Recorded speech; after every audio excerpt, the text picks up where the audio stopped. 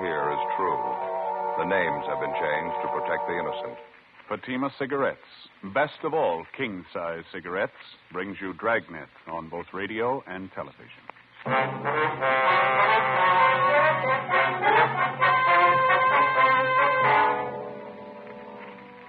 You're a detective sergeant. You're assigned a bunco detail. An experienced confidence man is set up. From his first two victims, he gets more than $8,000. You've got one good lead on the suspect, his method of operation. Your job, get him. Prove Fatima quality yourself today. Compare Fatima with any other king-size cigarette. You'll find Fatima's length filters the smoke 85 millimeters for your protection. Fatima's length cools the smoke for your protection. You'll find Fatima's length gives you those extra puffs, 21% longer than standard cigarette size. And in Fatima, you get an extra mild and soothing smoke, plus the added protection of Fatima quality. Remember, Fatima gives you more for your money. Buy Fatima in the bright, sunny yellow pack. Best of all, king-size cigarettes.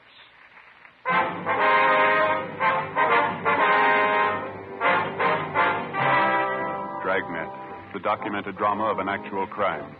For the next 30 minutes, in cooperation with the Los Angeles Police Department, you will travel step by step on the side of the law through an actual case transcribed from official police files. From beginning to end, from crime to punishment, Dragnet is the story of your police force in action.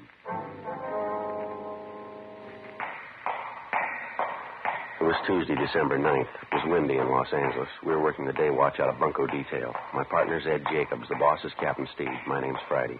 I was on the way into the office, and it was 7:50 a.m. when I got to room 38. Bunco detail. Oh, morning, Joe. Hi, Charlie. How'd you make out yesterday? Nothing. No luck at all, huh? Nothing's going to help us much. Got the same description on the guy. Used the same name, same M.O. Couldn't get anything we don't already know about him. How about you? Your luck any better? About the same. Checked out the building where the suspect rented office space. He moved out 3 days ago. No forwarding address. Checked the hotel he was supposed to be stopping at. Didn't pan out. Give him time. He'll stick his neck out again. Oh, it doesn't guarantee we'll reach him. Too late to start when the complaints come in. We're going to have to dig up a faster way of getting to him. Hey, you got a match? Yeah, sure, Charlie. Here you are. Thanks. Too bad. Oh, by the way, what's this I hear about your partner? What? Ed Jacobs understands you're losing him. Oh, yeah, temporarily anyway. What's the deal? Well, he's going on a loan out up to the academy. Going to be an instructor up there 2 months anyway, maybe more. When does this happen? Tomorrow, the 10th. What are you going to do for a partner? You and Ken going to work together? No, the captain's bringing in a new man, young fella. He's been working in the business office. You mean the big Irish kid works the early morning? No, this boy's been working days. Name's Bill Lockwood. I asked for him as soon as I found out I was going to lose Ed. You know him? Well, a little bit, yeah. You remember Ben Romero? Yeah, sure. Well, Lockwood's a nephew of Ben's. Sister's boy. Tall, red hair. Oh, yeah, I've seen him around. Seems to be a nice enough kid. Have a good record, has he? Well, the captain thinks so. Figures he ought to work in pretty well. Oh, by the way, have you seen Ben's wife lately? Yeah, I did a couple of weeks ago. Seems to be doing all right. Still misses Ben, of course. Yeah, I imagine. The little boy's sure getting big. Looks a lot like his dad, too. Miss him quite a bit yourself, huh? Yeah, Charlie, I guess I do. Well, I better get on my horse. I got some checking to do. I hope the Lockwood boy works out for you. Well, I think he'll do all right. Can't say I'd be crazy about the idea myself. How do you mean? Breaking in a new man. No detective experience. When I go out to pick up a thief, I like to figure I've got some good backing. I mean, a partner I'm used to. Tough enough watching out for yourself, let alone a green youngster. Well, somebody had to do it for us. That's the way it goes. Yeah, I suppose. I remember when I first started. There didn't come much greener than me. Partner did all the work, took all the chances, helped me every foot of the way. He never mentioned it once. I never forgot that. He's a good cop. What was his name? Ben Romero.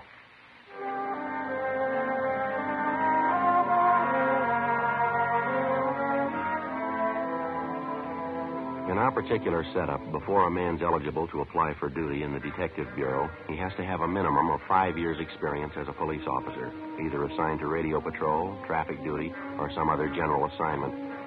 After the initial 5 years of service, the men go through a screening process to determine which department and which job they'll fit into best, some position that they seem to show a natural aptitude for. If a man applies for duty in a division of the Detective Bureau, and if he's accepted, he's assigned a partner to work with the day he goes on the job, generally a working detective with some experience. In the case of Ben's nephew, Bill Lockwood, He put in his first 5 years working Wilshire traffic and also doing radio patrol in Hollenbeck and 77th Street divisions. After spending another 11 months in our business office, Captain Steed put in a request for him, and he was transferred. When I heard Ed Jacobs was going to be loaned to the police academy as an instructor, I talked to Captain Steed about Lockwood, and he assigned him as my new partner. The changeover happened in the middle of one of the toughest investigations we'd had in months. A bunco artist who was working hard at the business opportunities racket. The following morning, December 10th, Bill Lockwood reported in for work, and we drove out to check a potential lead on the suspect. On the way, I laid out the case for him. Nothing on the man in R&I, huh? No record at all? No, as far as we know, Bill. Checked Brereton up at Sacramento, CII. Nothing doing there. He couldn't help it. And what have you been going on? His description? Yeah, that and his M.O. and his name. He uses a different alias on each job. Russell Preston, that was the last name he used. I see. He usually starts by putting a want ad in the paper, is that it? Well, he rents himself an office first, usually a pretty expensive one, well furnished. Then he hires a good-looking secretary, has her put a want ad in the daily papers for him, and he's in business. How do the ads read? The usual? Yeah, typical thing you see in the daily paper. A business opportunity for people with vision, good investment, high profits. Apply now, you know. And then he gives his address and phone number. There's nothing clever about it, but people still go for it. He get many replies, do you know? Well, we figure he got between 20 and 30 on that last deal he pulled. Seems all he has to do is land one victim out of the bunch with enough money, and he's got it made. Took his first victim here for $5,000. Second one for $3,200. Both elderly women. Took them for their last dollar. About the way he sets up the deal with these different businessmen, Joe, I don't think I got it quite straight. Well, how do you mean? Well, say the owner of that manufacturing plant that's Russell Preston lined up. Yeah. You say Preston went to the plant, introduced himself as a business advisor, told the owner of the plant he had some people with money to invest. He convinced the owner he was legitimate. Yeah, that's right. Then Preston had his two victims shown through the plant and convinced them they ought to invest their money in the business. Yeah, that's it. Do you mean to say the plant owners were acting in good faith? Well, they were all checked out, Bill. Everything about them. They all have good business reputations. They didn't know any more about the deal than the victims. They needed more capital for their business, and they figured this was it. This Preston, or whatever his name is, sure must have a line that won't stop. He's got everything that goes with it. Nice clothes, well-mannered, good-looking. He doesn't try to high-pressure anybody. Tells them if they have confidence in him, he'd be glad to invest their money. If they hedge it all, he shows them right through the office. Pretty good pitch. Once they're sold on him, he's got him over a barrel. About the size of it, yeah. Funny there's no record on him. Sure sounds like he's had a lot of experience. What are the other names he's used, you remember? Well, just two of them we know of. Russell R. Preston and George A. Fairchild.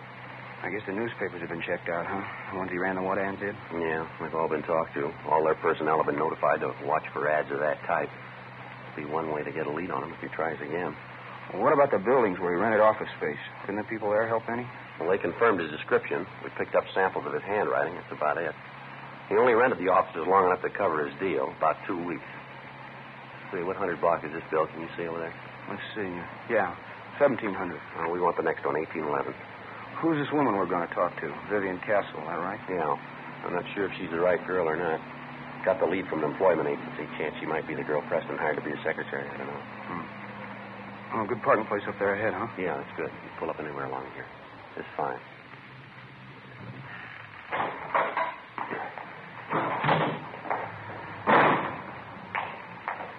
Two doors down, Joe. Real estate office, 1811. Yeah, I see it.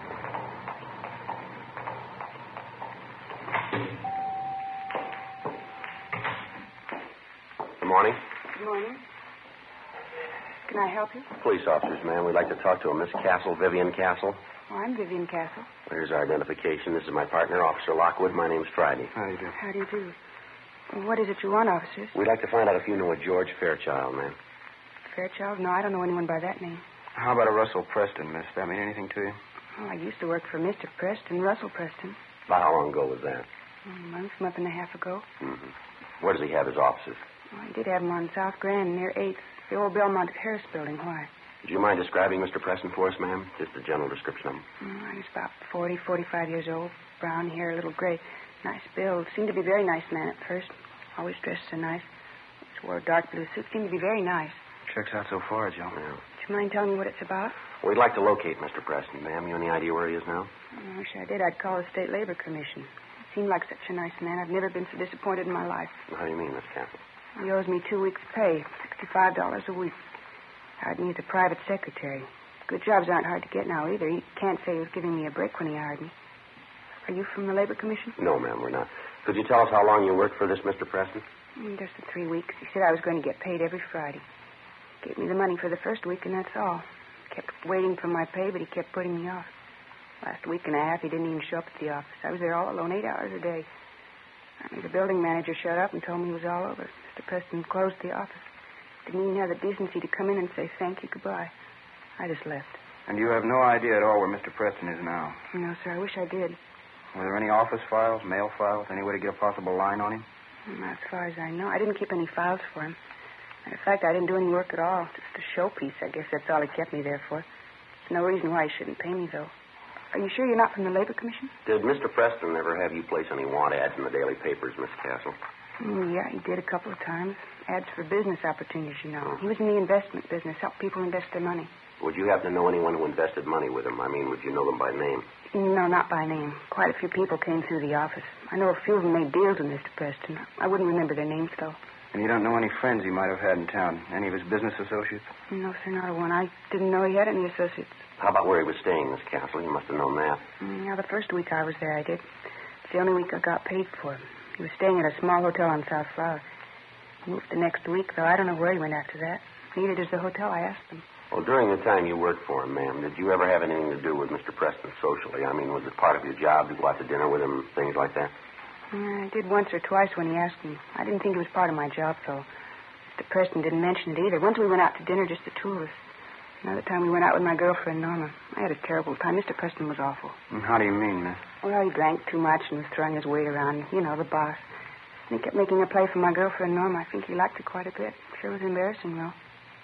Oh, look, would you mind telling me what's the matter? Is Mr. Preston in trouble with the police? Yes, ma'am, I'm afraid so. He's cheated some people out of quite a bit of money. It's not the first time either. Oh, what was it? What did he do? Confidence scheme. Selling interest in a company he had no connection with. That isn't the limit. I guess it's my own fault. I should have known better. It's happened before. Well? They hire you. They give you a beautiful office, a nice soft chair to sit on. They never give you any work to do. You don't have to lift a finger. I finally got the drift. Yeah. Those are the kind you have to watch out for. Bill Lockwood and I continued questioning the former secretary of Russell Preston, alias George Fairchild, but she was unable to come up with any kind of a definite lead as to the suspect's whereabouts. We left our card with the girl, and she promised to contact us in the event she came across any information regarding Preston. For the rest of the day, we ran down 3 more possible leads. They came from an informant, a head waiter in a second-rate nightclub, a small-time grifter with an axe to grind. And they all figured they had the right answer, where to find Preston. We checked out the 3 locations they gave us, a motel out near Santa Monica, a rooming house in Hollywood, a cocktail lounge in Highland Park. Not one of the 3 paid off. Russell Preston, alias George Fairchild, wasn't known at any of the places, either by name, dress, or physical description. During the next 3 weeks, along with Sergeant Charlie Riblett and Ken Scarce of Bunko Detail, Bill Lockwood and I ran down every possible lead on the suspect.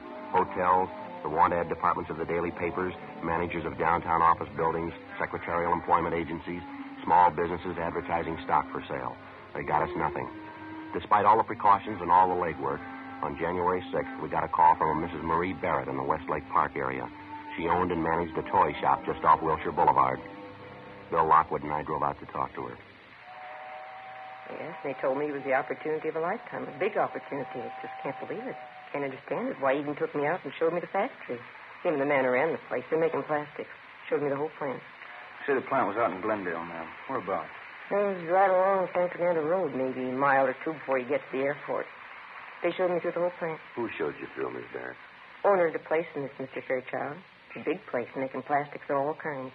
Can't say I wasn't impressed. What was Mr. Fairchild's first name? Do you remember? George Fairchild and Associates. That was the name on the door of the office when I went up to see him. Of course, I really didn't have a notion of investing any money when I first went up. It was a newspaper ad, you know, and I answered lots of them. Kind of a hobby with me. Yes, ma'am. So I went up to see him, and we talked. And as I say, I wasn't thinking of investing any money, but Mr. Fairchild seemed like such a nice man. Seemed to have a good business head on his shoulders. Well, ended up with me putting my whole savings account into the plastics plant. $6,400, every penny of it. I haven't heard from Mr. Fairchild since. I just don't know what to think. I can't understand it. Do you have any idea where to contact this Fairchild now? Any address, telephone number? Well, I called his office. It's in the Oxford Exchange building. Mm-hmm. There's no answer, though. They say it's disconnected. I've been trying for a week to contact Mr. Fairchild. I mean, $6,400. I just don't know what to do. It's all my savings. I don't know what to do. Oh, well, you excuse me, please. Customer can't afford to miss the sale now. Yes, ma'am. You go right ahead. Helen, will you help this lady, please?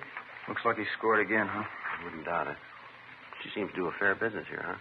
I mean, after Christmas and all. Yeah, I suppose. Of course, the women go for it. You hang up a sale sign, you can't beat them off with a club. That's right. See this gadget here? Pretty clever, huh?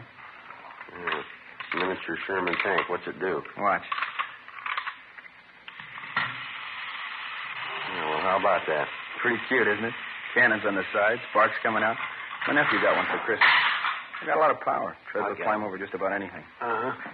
Sorry to keep you waiting, officers. Customers have to be attended to. Surely we understand. Now, about this money you gave Fairchild and Miss Barrett, the $6,400, how'd you work that? I mean, did you give him a check, or how'd you do it? Yes, I gave him a check. It was cashed the same day I gave it to him. I found that out from the bank. What was it you were supposed to get for your money, ma'am? Interest in the plastics company, 1/5 interest. Seemed like such a good idea at the time. Did you ever discuss the deal with the owners of the plastics company? I mean, when Mr. Fairchild wasn't around? No, I guess I never did. Mr. Fairchild didn't think it was a good idea. Said he wanted me to get the most for my money, and said he was afraid if the company owners talked to me alone, they might argue me into taking less profit. Didn't want me to talk to him at all if he wasn't around. And you weren't suspicious of him at all, huh? Mr. Fairchild? No. Very nice man. There are a few things he did that made me a little uncertain, but he always explained everything to me. He always had a good reason for everything he did. Nice man, clean cut, well-dressed, beautiful manners. Never taken him for anything but a gentleman. You see what I mean. Where do you meet him? Yes, ma'am. Just a perfect gentleman. I don't know what to think. I can't call him a crook. He just isn't that kind. Well, he took your money, Miss Barrett. Yes. What else would you call him?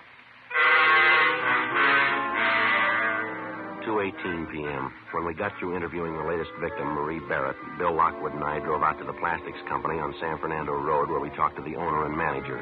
The story was pretty much the same. The suspect, using the name of George Fairchild, had called on them 3 weeks before, introducing himself as an investment counselor. He told them he had clients with money to invest in a growing industry such as theirs, and they went for the story. They told us Fairchild had come back 2 or 3 times with different persons whom he introduced as his clients. They'd been shown through the plastics plant and given a sales talk. That's about all the company owners could tell us. When we got back to the office, we checked their names through the regular business channels and found out they were reputable businessmen. There was nothing to indicate that they had anything to do with the suspect's bunco operation. 4:30 p.m. Hey, Joe. Yeah, Bill. A girl out here to see us, the one who used to be Preston's secretary, Vivian Castle. Oh, yeah. She say what she wanted? No, seems a little anxious. Officer, I'm glad I found you in. How are you, Miss Castle? I'm all right. I was going to phone you, but I couldn't remember your number. Lost the card you gave me, so I decided to come down. You remember talking to me, don't you, about Mr. Preston, my old boss? Yes, ma'am. Have you heard from him? Well, no, I haven't, but you remember me telling you about my girlfriend, Norma? Mm-hmm. I mean, the time Mr. Preston took me out, Norma and her boyfriend were with us. Yes, ma'am. And the way Mr. Preston kept making a play for Norma. Well, I saw Norma at lunchtime today, first time in weeks. Mm-hmm. She told me she got a call from Mr. Preston. I told her I'd tell you all about it. She's got a date with him. When? For dinner Friday night.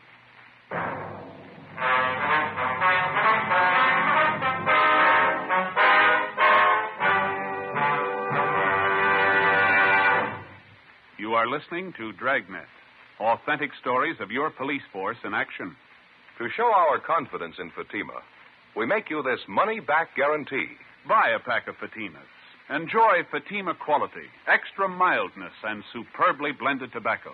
If you're not convinced Fatima is better than the king-size cigarette you're now smoking, just return the pack and the unsmoked Fatimas by August 1st, 1952, for your money back plus postage. Fatima, Box 37, New York 1. Prove Fatima quality yourself. Compare Fatima with any other king-size cigarette. 1. Fatima's length filters the smoke 85 millimeters for your protection. 2. Fatima's length cools the smoke for your protection. 3. Fatima's length gives you those extra puffs, 21% longer than standard cigarette size. And in Fatima, you get an extra mild and soothing smoke, plus the added protection of Fatima quality. Fatima gives you more for your money. Ask your dealer for Fatima in the bright, sunny yellow pack. Buy Fatima. Best of all, king-size cigarettes.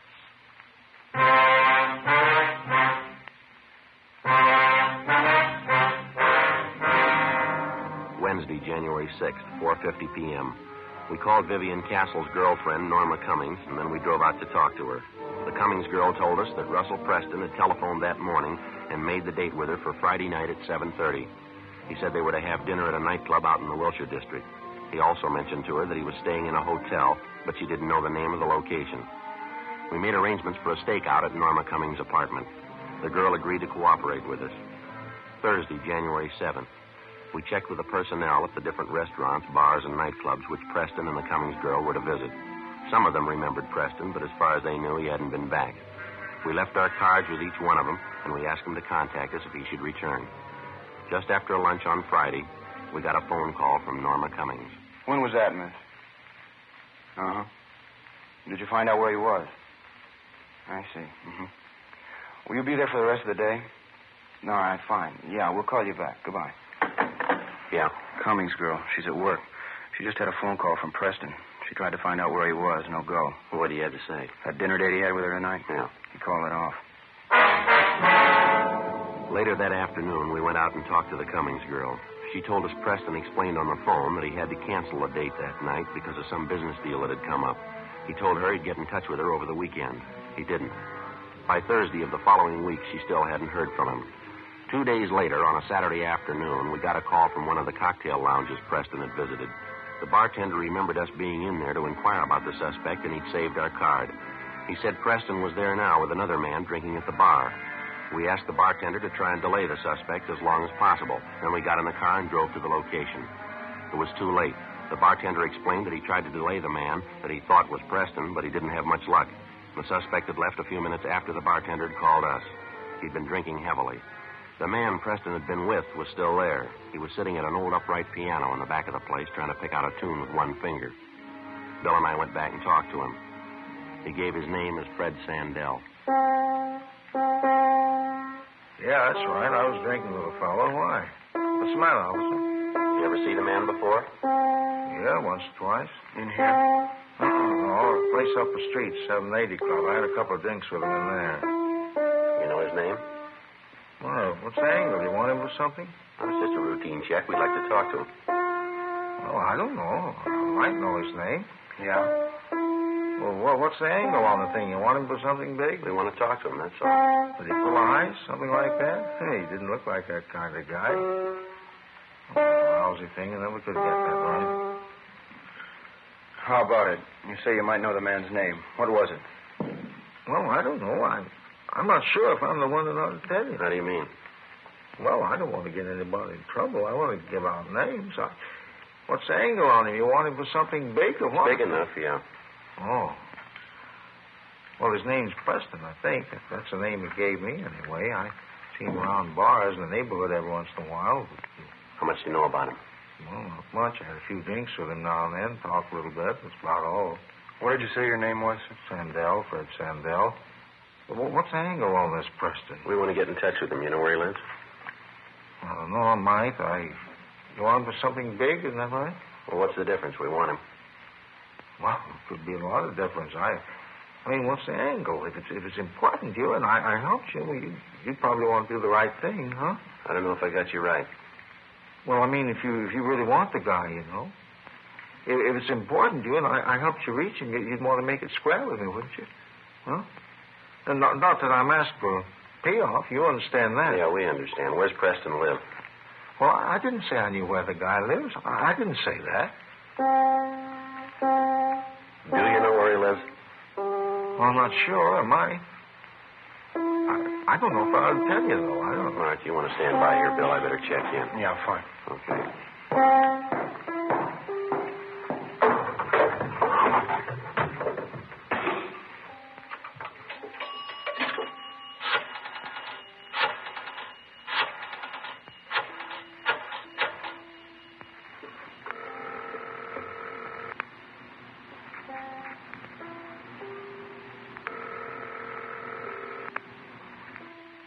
City Hall. 2625, please. 2625.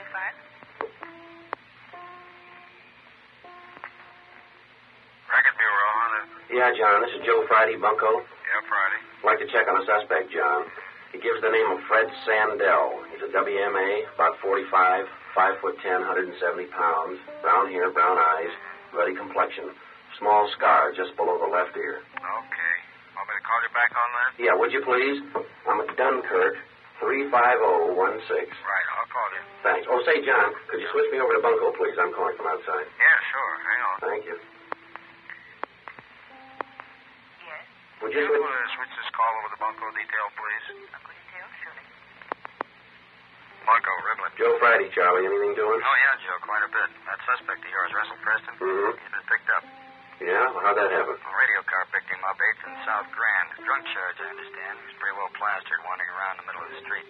Had quite a bit of money on him and brought him into robbery for questioning. Are you sure he's Preston? Yeah, description checks. A couple of sets of identification on him, too. One for Russell Preston, one for George Fairchild. Well, where they got him now? Next door, interrogation room. Ken Scarce is talking to him. He's copying out on 2 of the jobs he pulled. Okay, Charlie. Thanks a lot. We'll be right in. Right, Joe. All right, bye.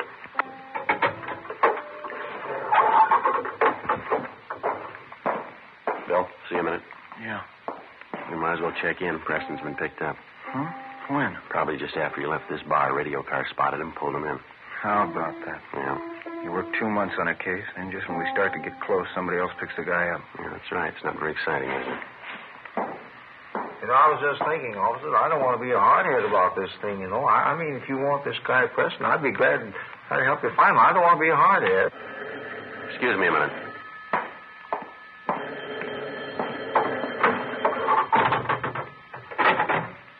Yeah. John Hunter, you work at Bureau. Oh, yeah, John. I got a make on that name you asked for, Fred Sandell. There's a warrant on him. Grand theft auto. Got a pretty long record. You want me to read it off? No, that's all right, John. Right. Bye. Right, thank you.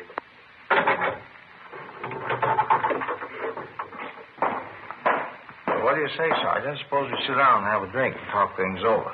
And I'll show you where I think this Preston hangs out. I mean, if we make the right deal, Well, it's already been made. You want to grab your top coat there? We'd like to talk to you downtown.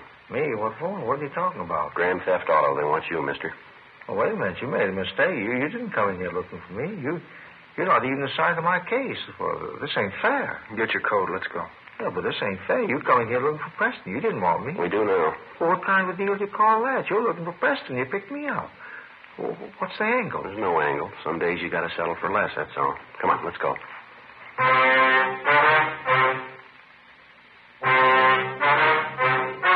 The story you have just heard was true. The names were changed to protect the innocent.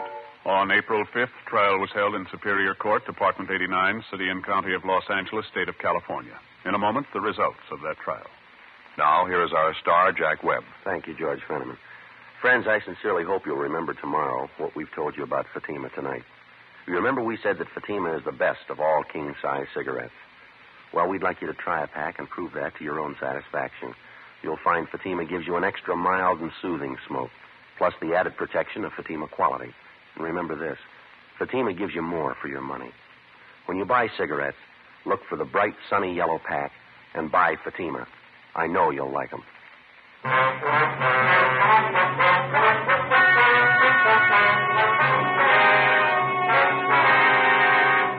Russell R. Preston, alias George Fairchild, alias Robert Fairchild, was tried and convicted on 3 counts of grand theft. Fred Sandell was tried and convicted of grand theft, 1 count. Both men received sentences as prescribed by law. They are now serving their terms in the state penitentiary, San Quentin, California. Grand theft is punishable by imprisonment for not less than 1 nor more. You have just heard Dragnet, a series of authentic cases from official files. Technical advice comes from the Office of Chief of Police W.H. Parker, Los Angeles Police Department. Technical advisors Captain Jack Donahoe, Sergeant Marty Wynn, Sergeant Vance Brasher. Heard tonight were Martin Milner, Marion Richmond, Vic Rodman. Script by Jim Moser. Music by Walter Schumann. Hal Gibney speaking. Fatima Cigarettes, best of all king-size cigarettes, has brought you Dragnet, transcribed from Los Angeles.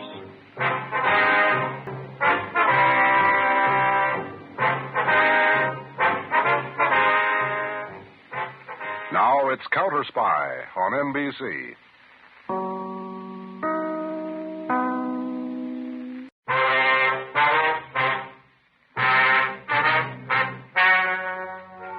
The story you are about to hear is true.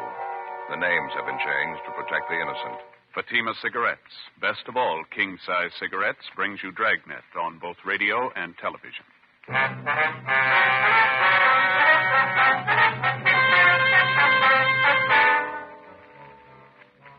You're a detective sergeant. You're assigned the homicide detail. You get a call from the receiving hospital in your city.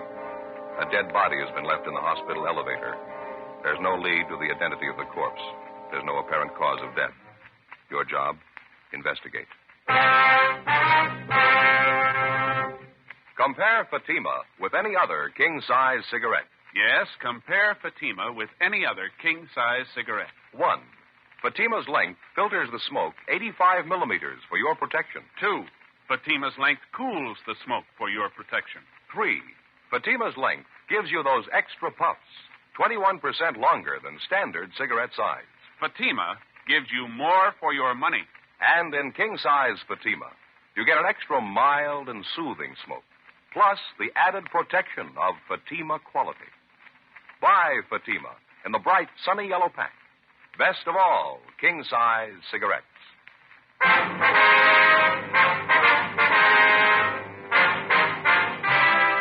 Dragnet, the documented drama of an actual crime. For the next 30 minutes, in cooperation with the Los Angeles Police Department, you will travel step by step on the side of the law through an actual case transcribed from official police files. From beginning to end, from crime to punishment, Dragnet is the story of your police force in action. It was Wednesday, November 9th. It was foggy in Los Angeles. We were working the night watch out of homicide detail. My partner's Bill Lockwood. The boss is Captain Lorman. My name's Friday. It was 11:28 p.m. when we got to the third floor at Georgia Street Receiving Hospital, Dr. Terrell's office. Friday, glad to see you. Been waiting for you. We made it as soon as we could, Doctor. I'd like to have you meet my new partner, Bill Lockwood. Dr. Terrell, Bill. How are you? I think I've seen you around, Lockwood. Yes, sir. How are you? I understand you got a problem, Doc. What's the story? Odd one. Happened a few minutes after 11. You want to sit down a minute? I'll fill you in before we go back and take a look at the body. Thank you very much. I understand it's a woman, that right? Yeah, Grace Morgan. She's the night nurse on duty. She told me she was sitting at the desk checking over some patients' cards. It was about 5-10 minutes after 11 when she heard the elevator come up. Mm-hmm. She heard the elevator stop and the doors open. Kept on checking the cards there, didn't pay any attention to it, and then she realized nobody got out of the elevator. She looked up, and the elevator doors were still open.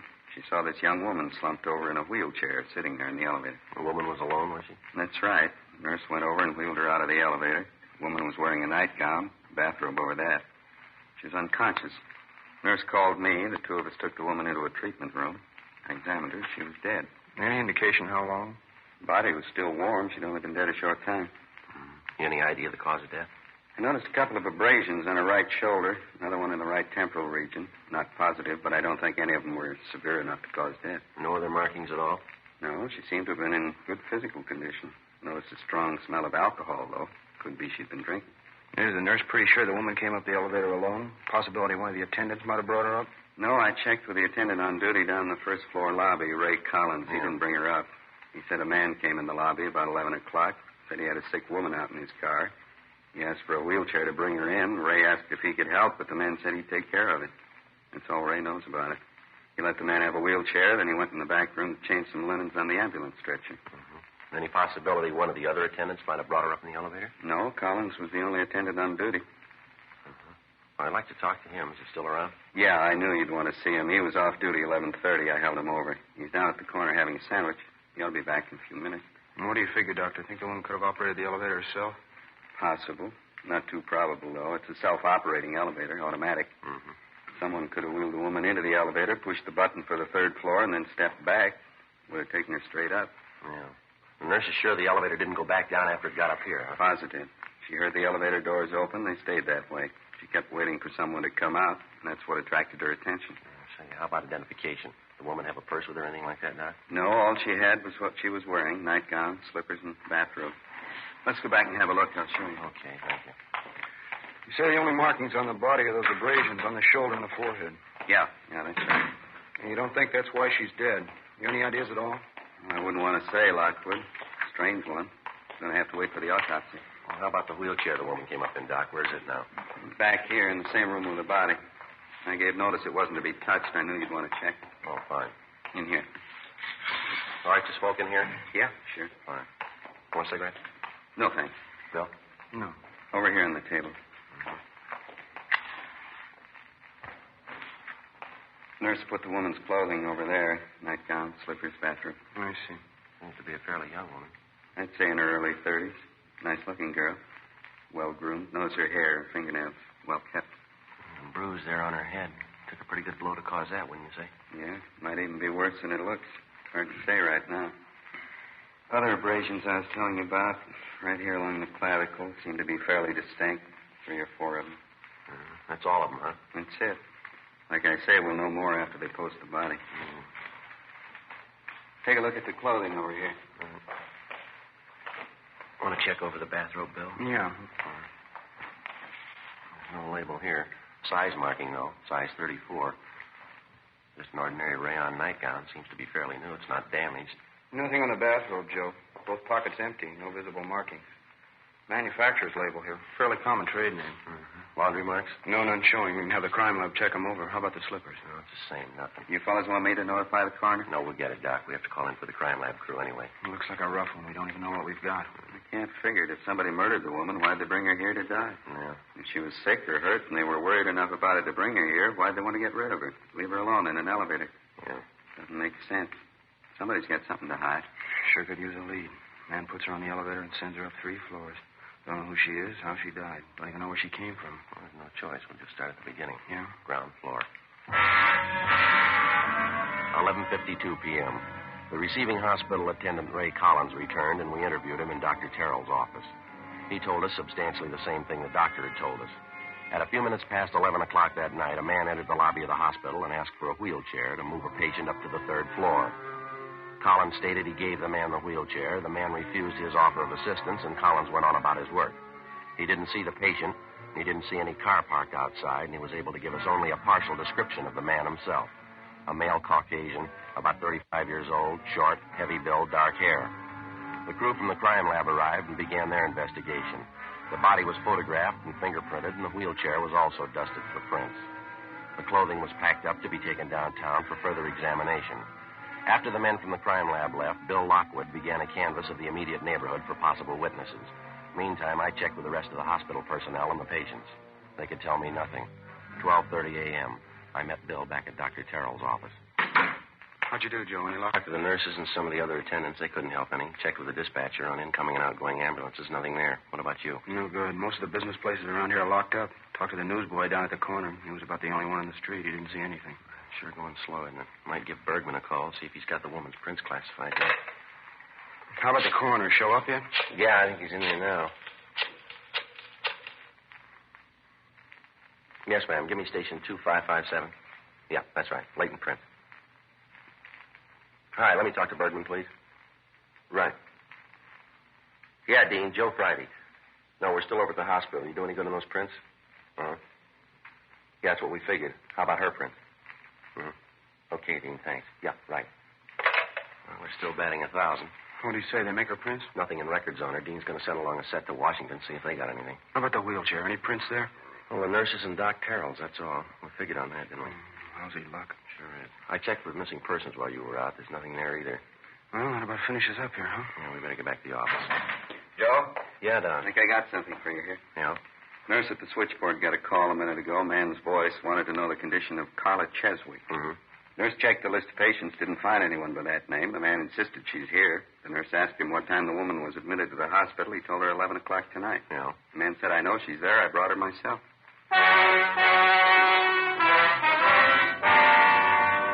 Along with Dr. Terrell, Bill Lockwood and I went down the hall and talked to the nurse who'd received the phone call. She told us that she tried to question the caller as to his name and his relationship to the alleged patient, Carla Cheswick, but the man refused and hung up. We put in a call to R&I and asked him to run the name for us. There was no one with that name in the files. We went back to the doctor's office and started checking through the telephone directories. In the northwestern section, we found a listing for a Mrs. Carla Z. Cheswick on North Capitol Avenue. We called the number, but there was no answer. Then we checked with the office, told them what we had, and that we were going to follow through on it. 1:18 a.m. It was only a possibility, but it had to be checked out.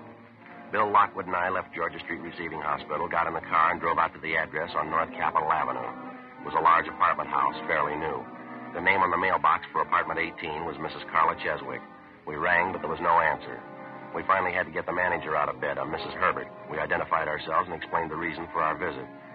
She got a pass key, showed us upstairs to the second floor, and let us in apartment 18. There was no one there, but there was evidence of a recent party within a matter of hours. Half-filled cocktail glasses, an empty whiskey bottle, a glass bowl containing partially melted ice cubes. An end table in the corner had been overturned. In the bedroom, women's clothing was scattered on the floor and on the dressing table. On the mantel in the living room, there was a picture of a woman. Did you notice anything unusual about her at that time, Miss Herbert? I mean, anything out of the ordinary? No, don't think so. She'd been drinking some. I'm pretty sure of that. But that's not unusual for Mrs. Cheswick. She drinks quite a bit. Parties and things. Runs around a lot. Yes, ma'am. You didn't notice anything about her face? No cuts, bruises, anything like that? No, nothing like that. Why? And you told us she had quite a few men friends. Do you know any of their names, where they live? No, can't say to do. She was just one of the tenants. I didn't try to get acquainted. Didn't have much in common with her. The other tenants didn't either, matter of fact. She kept pretty much to herself, her and her friends. Mm-hmm. I see. Now, about this party she had last night, Miss Herbert. You say you don't know who was there with her? No, I'm afraid I don't. When I called her on the phone to ask her to quiet things down, I heard that one man's voice talking. That's about all, though. I couldn't tell you who was there. Well, is there anyone at all that you know of that was close to her? I mean, someone we could talk to about her. Well, her husband, I suppose. He's the only one close to her I know. He comes around every month and takes care of the rent. Kind of a peculiar thing, but I never questioned it. I figured it's their business, live and let live. You have any idea where we can find the husband? No, I'm not sure. He works at a machine shop out near Glendale. I have his home address in my rent book downstairs if you want it. Yes, ma'am. We'd like to have that if we could. Would you happen to know how Mrs. Cheswick and her husband got along? I mean, the separation of theirs. Was it friendly, or did they still quarrel quite a bit? No, as far as I know, they got along all right, as long as they didn't have to live together. Poor Mr. Cheswick, I feel sorry for him. He's going to take it hard. His wife, I don't know whether to blame or pity her. She was a terrible disappointment to him. That's so? I had a long talk with him once. Seemed like such a nice man, hard worker. And his wife, he was so disgusted. I mean, drinking all the time, going out with different men. Bitter disappointment. He told me how he felt. Well, did he seem violent on the subject? I mean, did he feel anger toward his wife? No, just pity. He said he'd rather have her dead than go on the way she was. We checked through the dead woman's apartment for names and addresses of some of her men friends, but we found nothing. The crew from the crime lab went over the apartment thoroughly. The only evidence found were fingerprints on some of the cocktail glasses. Along with the apartment manager, Mrs. Herbert, we went downstairs, and she gave us Mr. Cheswick's home address and also his place of employment. 2:30 a.m. We got to a phone and called Cheswick's home, but the people he was staying with told us that he wasn't there.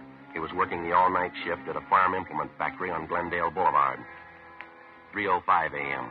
Bill and I drove out to the factory and checked with the night personnel superintendent. He directed us to the factory repair shop where Cheswick was employed as a welder. The foreman at the repair shop pointed him out for us. Cheswick was working on the welding line, a tall, thin man, slight build. Bill Lockwood and I went back and introduced ourselves. Yes, sir, Andy Cheswick. That's my name. What can I do for you? I'd like to talk to you for a few minutes if we could. It's about your wife. Carla? What's the matter? She in trouble again? Well, it might be better if we could step outside and talk. It won't take very long. All right, I got to finish up this little job here if you don't mind waiting. A couple of pieces of tubing. It won't take a minute. Sure, you go right ahead. You might stand back a couple of steps. This thing pops a little. Okay, thanks.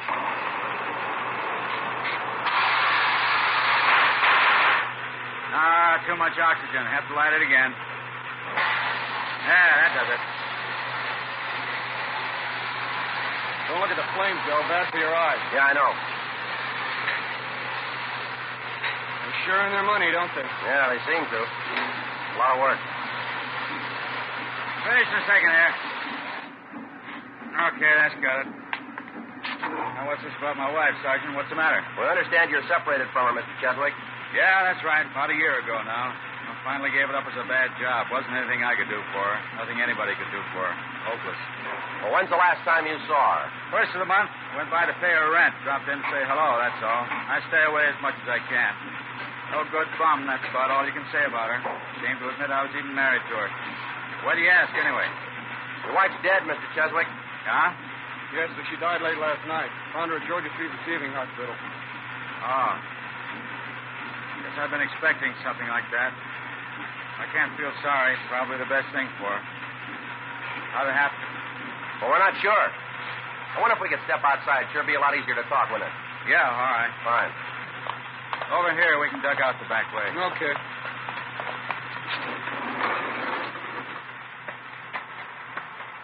You say they found her at Georgia Street, huh?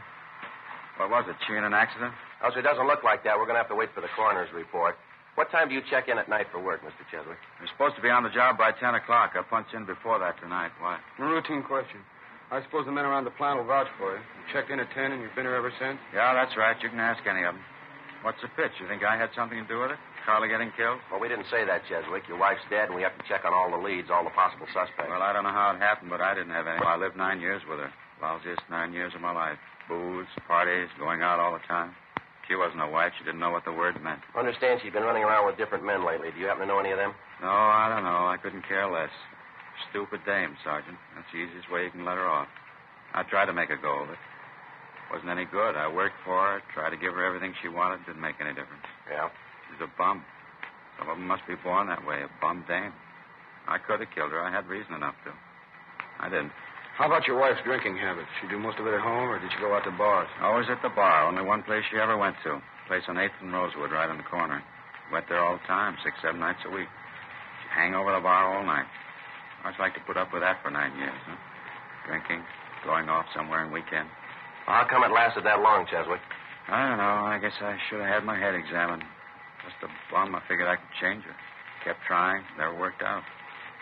After the drinking, she'd have these terrific headaches. It'd make her sick. I'd stay home from work and take care of her, wait on her hand and foot. She'd always make promises, nothing but a liar. As soon as she got well, she'd start it all over again. Same thing. Yeah. Just a bum, a tramp. No good at all, no good. She's a tramp, no good tramp. Cheswick? Mr. Cheswick, is there anything we can do? Carla. She's dead. Carla.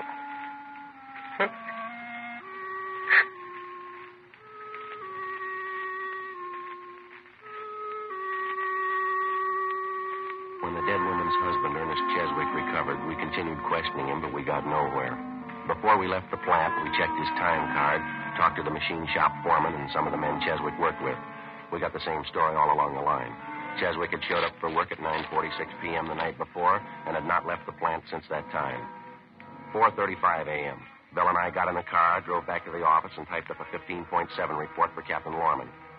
8:30 a.m. Over in the county morgue, the body of Mrs. Cheswick was being posted. A few minutes past 10 a.m., Bill Lockwood and I drove out to a bar on the corner of 8th and Rosewood, the same bar where Ernest Cheswick told us his wife did most of her drinking. It was a typical neighborhood cocktail lounge in the early morning. 2 customers sipping beer at the far end of the bar. The manager busy washing glasses and bringing in supplies. We called him over and identified ourselves. Popular girl. Married old Ernie Cheswick. They're separated now. Yeah, well, do you know if she was in here last night? That's right, she was. Hardly misses night. Why? Would you happen to know about what time she left last night? 8:30, about that. Might ask that fellow there down behind the bar. He'd know better than me. Well, how's that? He left with her.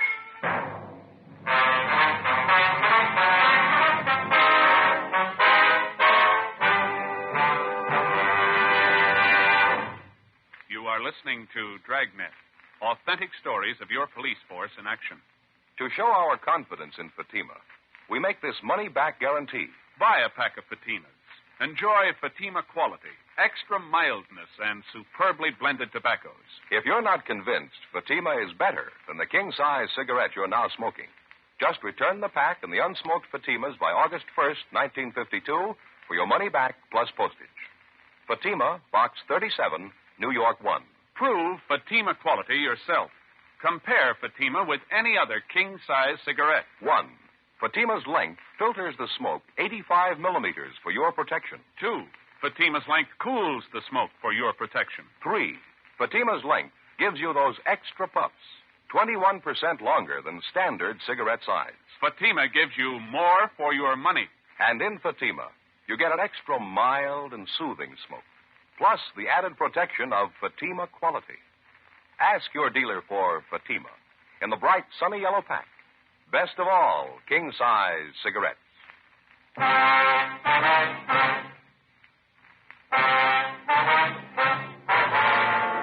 November 10th, Thursday, 10:14 a.m. The manager of the cocktail lounge pointed out the man at the end of the bar who was supposed to have left the place shortly after 8 o'clock the night before with the dead woman, Carla Cheswick. Bill Lockwood and I went up to the man, identified ourselves, and questioned him briefly. He appeared tense and highly nervous. He told us his name was John Gables, an assistant sales manager for a downtown jewelry concern. He didn't deny that he was in the bar the night before, but he refused to admit that he left with Mrs. Cheswick. He insisted he didn't even know her. We asked him to account for how he spent his time the night before, but he refused. We got in the car and drove downtown to the city hall. While Bill took the suspect to the interrogation room, I stopped by the R&I counter and had to make a run on Gables. He had no previous criminal record. I called the morgue, but there was no report on the autopsy yet. 10:52 a.m. I signed in at the office, briefed Captain Lorman on the developments, and then I headed down the hall to the interrogation room. We had a couple of drinks together, and that's all there was to it. You can ask anybody who was there. She got up and left by herself. I didn't go with her. Joe. Yeah. Gables here was just telling me he did see Mrs. Cheswick in the bar last night. Had a couple of drinks with her. Why'd you hold out, Gable? Why couldn't you told us that when we asked you? You didn't remember then. You came up to me in the bar, started asking questions. I got all rattled. Mm-hmm. Couldn't make any difference, though. I didn't even know her name. She had those couple of drinks with her, and then she got up and left. That's all. I didn't go out with her. And the bartender says you did. He's sure of it. Says he can get half a dozen other people to back him up. He's wrong. He's got to be. He's thinking of somebody else. Well, if you didn't leave the bar with Miss Cheswick, when did you leave? I don't know. About 5 or 10 minutes later, I guess. Where'd you go then? I walked around a little bit, got a little fresh air, Mm-hmm. and I went to a show. Which one? I don't remember the name of the place. It's on Rosewood, a couple of blocks down from the bar. What picture did you see? I'm not sure. I had a couple of drinks. You went to the movies. You don't even know what you saw. Well, I told you I had a couple of drinks. I was feeling pretty good. I just don't remember, that's all. Not much of an alibi, Gables. What are you talking about? I don't need an alibi. A woman's dead, mister. You were with her the last time she was seen I alive. wasn't with her. I don't care what anybody tells you. I wasn't with her. This movie you say you went to. What time did you get out? After midnight, I think. I don't remember. Where'd you go after that? Bar, had a few more drinks, and then I went back to my hotel. Which bar was that? Place on West 7th. I go there sometimes. I know the bartender. What time did you leave there? Closing time, 2 o'clock, and then I went back to my hotel. Uh-huh. You say you know the bartender there. I guess he'd be glad to vouch for you. I mean, that you were there when you said you were. I don't know. Maybe not. He was pretty busy last night. Maybe he didn't notice me. How about your hotel? Huh? The desk clerk. Somebody like that. They should be able to tell what time you got in, don't you think? Well, they wouldn't know. I always carry my key with me. I go in the side door. They wouldn't know what time I got in. What are you trying to sell, mister? What are you talking about? You knocked around town from 8 o'clock last night till past 2 o'clock this morning. You can't think of anyone that could vouch for you, where you were, what time you got there, what time you left? I can't think of anybody right now. I don't take down names and addresses every time somebody looks at me. What's the difference anyway? I didn't have anything to do with the girl. This difference, Gable. The attendant at the hospital, he got a good look at the man who came in and asked for that wheelchair. He gave us a man's description. It fits you pretty close. So what? It doesn't mean anything. He could make a mistake, too, just like that bartender. They're all wrong but you. Is that what you're trying to say? Look, as far as I'm concerned, I only got one thing to say. I had a couple of drinks with Carla last night, and that's all. She left by herself. I didn't even go near the apartment. How'd you know she had an apartment? Well, you told me. You said so. No, we didn't say anything like that. And I guess I heard it around the bar. Maybe she mentioned to me. Yeah, that's probably it. Why don't you come off it, Gable? Come off what? I don't even know what you're getting at. We want a straight story, and we're not getting it. You told us you didn't even know the Cheswick woman before last night. You didn't even know her name. That's right. Then why'd you say Carla just a minute ago? You said I had a couple of drinks with Carla. I say that? That's what you said. Maybe I just hadn't remembered. I was drinking quite a bit, talking to her. Maybe I just remembered it. Won't do, Gables. Story doesn't hold water. How about it? I don't know. I was drinking quite a bit. A lot of things I don't remember. How about giving it to us straight? What do you remember? I thought about it all night. The more I went over it, the worse it got. I just couldn't remember. I knew what it would sound like in court. I couldn't tell it that way. You couldn't tell what? I didn't kill her. I didn't even touch her. You got to believe that. Yeah. I left the bar with her about 8:15, 8:30. She invited me up to her apartment. She was pretty well gone. Had quite a few drinks. Mm-hmm. We got there and had some more to drink, and then Carla got up and started for the kitchen to get some more ice. She tripped, I think, stumbled a little bit, and then she fell down. I think that's the way it was. All right, go on. She tried to get up, and then she fell again. Wasn't a bad fall, though. I figured she just passed out. Got some cold towels, ice water. I tried to bring her around. It wasn't any good. She was white as a sheet. I got scared. I didn't know what happened. What'd you do then? I don't remember. I just kept trying to bring her around. I don't remember any of it very well. I don't even know why she fell down. You think you could have hit her, Gables? You think maybe that's why she fell down? No. I don't know. I don't think so. I don't think I was mad at her for anything. I think we were having a pretty good time. I just don't remember, that's all. I'm not sure about any of it. Lousy booze, no good at all. Did you kill her, Gable? No, Sergeant, I swear it. As far as I can remember, I didn't. We were having a good time. That's all I know. I know I wasn't mad. I'm not a nasty drunk, not as far as I can remember anyway. What'd you do when you couldn't revive Mrs. Cheswick? You brought her to the hospital? Yeah, the shape I was in, I couldn't figure anything else to do. I got her in the car, drove her down to Georgia Street. I put her in the elevator, pressed the button, and sent her up. I'm a married man, you know. I didn't want any scandal and didn't want to get involved. You didn't kill her. Is that what you want us to believe? I don't know what to tell you. I don't remember. If I killed her, I think I'd know it. I'm sure I would. I just don't remember. I'll get it. Mm-hmm. Interrogation room, Friday talking. Yeah, Arthur. That's so. Just a second. All right, I got a pencil. Now, go ahead. Uh-huh. Mm-hmm. Are you sure? How was that? I see. No possibility, huh? Yeah, I see. Okay, Arthur. Thanks a lot. Yeah, sure. We'll pick it up later. Bye. Bye. Yeah, Jim? Coroner's report. Just finished the autopsy. It's all right, Gable. Huh? It's all right. It's all cleared up. What do you mean? Well, you're free to go if you like. We're not going to hold you. What's the pitch, Joe? Coroner's report. Primary cause of death was a massive cerebral hemorrhage into the ventricle. Could have been a blow on the head, couldn't it? You figure that could have done it? No. Secondary cause was a brain tumor, a big one. Coroner says she's had it for years. Must have caused her a lot of pain. Probably would have accounted for the drinking. And the tumor brought on the hemorrhage. That's what's killed her. That's it. Coroner says erosion of the blood vessel by brain tumor. Probably grew, caused pressure on a blood vessel, finally gave way, caused a hemorrhage, and it killed her. And she just died. That didn't have anything to do with it. She died and I didn't kill her. Yes, sir, that's right. You're free to go if you want. Thank God. You know, officers, I'll tell you the truth. I didn't know the answer. I didn't know if I killed her or not. I really didn't. Drinking so much, I came to, and there she was dead. I didn't know what happened. I really didn't. I didn't know the answer. No, you're one up on us, Gable. Huh? We thought we did. The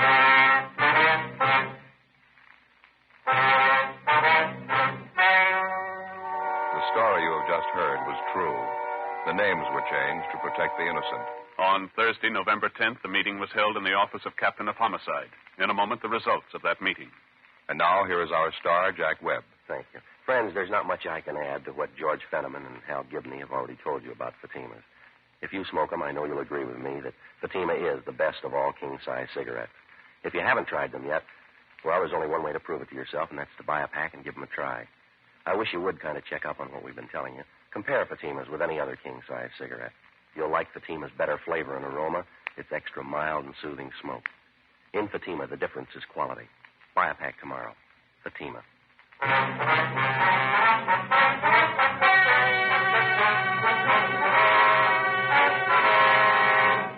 With the filing of the official autopsy report by the county coroner, John Gables was cleared of all charges. He was released from custody immediately. The death of Mrs. Carla Cheswick was listed as due to natural causes by the coroner's jury. Ladies and gentlemen, last year's traffic death toll was 37,500, a 7% increase over 1950. The National Safety Council believes that the best way to promote safety on the road is for each of us to know and obey traffic laws, to read and heed traffic signs. So be careful. The life you save. You have just heard Dragnet, a series of authentic cases from official files. Technical advice comes from the Office of Chief of Police W.H. Parker, Los Angeles Police Department. Technical advisors Captain Jack Donahoe, Sergeant Marty Wynn, Sergeant Vance Frazier. Heard tonight were Martin Milner, Vic Perrin, and Gwen Delano. Script by Jim Moser. Music by Walter Schumann. Hal Gibney speaking. Fatima Cigarettes, best of all king-size cigarettes, has brought you Dragnet, transcribed from Los Angeles.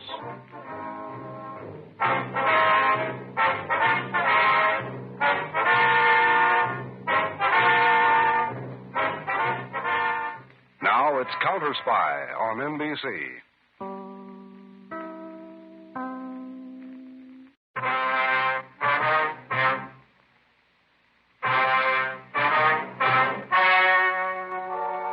The story you are about to hear is true. The names have been changed to protect the innocent. Fatima Cigarettes, best of all king-size cigarettes, brings you Dragnet on both radio and television.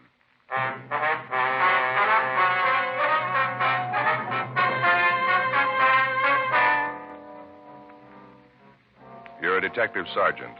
You're assigned to burglary detail. For more than 2 months, a wave of safe burglaries is apparently it's the work of professionals. The jobs are well planned, well executed. There's no lead to the whereabouts of the suspects. Your job, get them.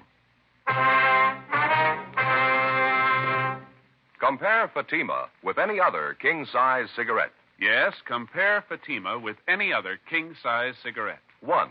Fatima's length filters the smoke 85 millimeters for your protection. 2. Fatima's length cools the smoke for your protection. 3. Fatima's length gives you those extra puffs, 21% longer than standard cigarette size. Fatima gives you more for your money. And in king-size Fatima, you get an extra mild and soothing smoke, plus the added protection of Fatima quality. Buy Fatima in the bright, sunny yellow pack. Best of all, king-size cigarettes.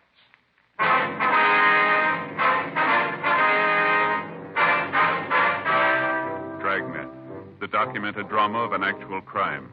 For the next 30 minutes, in cooperation with the Los Angeles Police Department, you will travel step by step on the side of the law through an actual case transcribed from official police files. From beginning to end, from crime to punishment, Dragnet is the story of your police force in action. It was Sunday, June 8th. It was warm in Los Angeles. We were working the day watch out of burglary division, safe detail. My partner's Bill Lockwood. The boss is Captain Wisdom. My name's Friday. I was on the way back to the office, and it was 8:36 a.m. when I got to room 45, burglary division. Bill? Oh, hi, Smith. There's a note in the book for us from the captain about your partner, Lockwood. Yeah, what's that? Forgot to make that sick report on him yesterday. Did you call him? How's his leg? Well, I talked to him on the phone last night. Pretty bad ankle sprain. Doctor figures he'll be out for a couple of weeks anyway. Who's the fellow you got there? Suspect Jones and McCready picked up on stakeout, drugstore, 3rd and Ventura. What do you got on him? McCready says they picked him up about 4:45 this morning. Yeah. He and Jones were staked out inside the drugstore.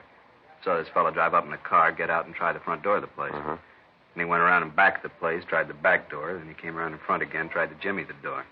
Finally gave up, got in his car, and started to drive off. Jones and McCready followed him, picked him up, and brought him in. Where's Jones and McCready now, do you know? I told him to go ahead home. No reason for him to hang around. We carried the thing from here. What have you done so far? Did you check him through R&I yet? Call Frank Cunningham. He's doing it now. Boyd, an address at 239 West 92nd Street. That's what he tells us, anyway. Mm-hmm. Is that your name, fella? Yeah, that's my name. Saw my identification. No reason for me to lie. You can check me out. All right. Hold your hand up there. I'll get these cuffs off you. Yeah, sure. All right, there you are. Yeah, thanks. Sure tired sitting here handcuffed, sitting in one place. Frank, you want to tell Gaffney we'll be down in the interrogation room when R&I calls back? Tell him to transfer it in there, would you? Yeah, okay. I'll meet you there. All right, thanks. All right, Boyd, let's go. I'd like to talk to you down the hall. Yeah, let's get this thing over with. I don't feel good. I want to get out of here. What are you shaking for? There's nothing to get nervous about. He was sick. Yeah, I haven't been feeling good at all the last couple of days. Hey, wouldn't you know it? I was smoked. Hey, say, would you happen to have a cigarette, please? Yeah. Here. Thanks. There's a light for you.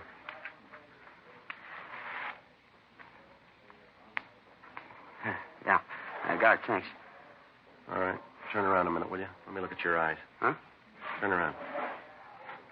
All right, let's go.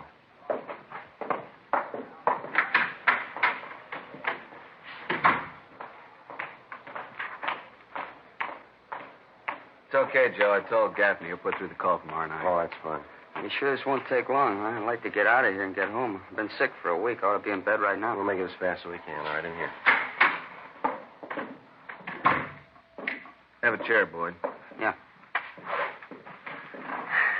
All right, mister. You say you're not feeling well, you're tired, you want to go home. So are we. We've been working all night. Now, how about getting to the bottom of this thing? Oh, sure, I'm all for it. Try to explain to the guys who picked me up. I don't know what it's all about. Ask me anything you want. Now, let's start it here, Boyd. What were you doing out there hanging around that drugstore at 4:45 this morning? It's the same thing I told the other officers. I was sick. I wanted to get something for my nerves. Jumpy as a cat. I couldn't sleep. Well, the drugstore was closed. That was pretty obvious, wasn't it? Yeah, that's right. It was. I just drove up there, tried the door, and I saw the joint was closed, so I left. That's all there is to it. Just what I told the other No, officers. that's not true, Boyd, and you know it isn't. You hung around the store for more than 10 minutes.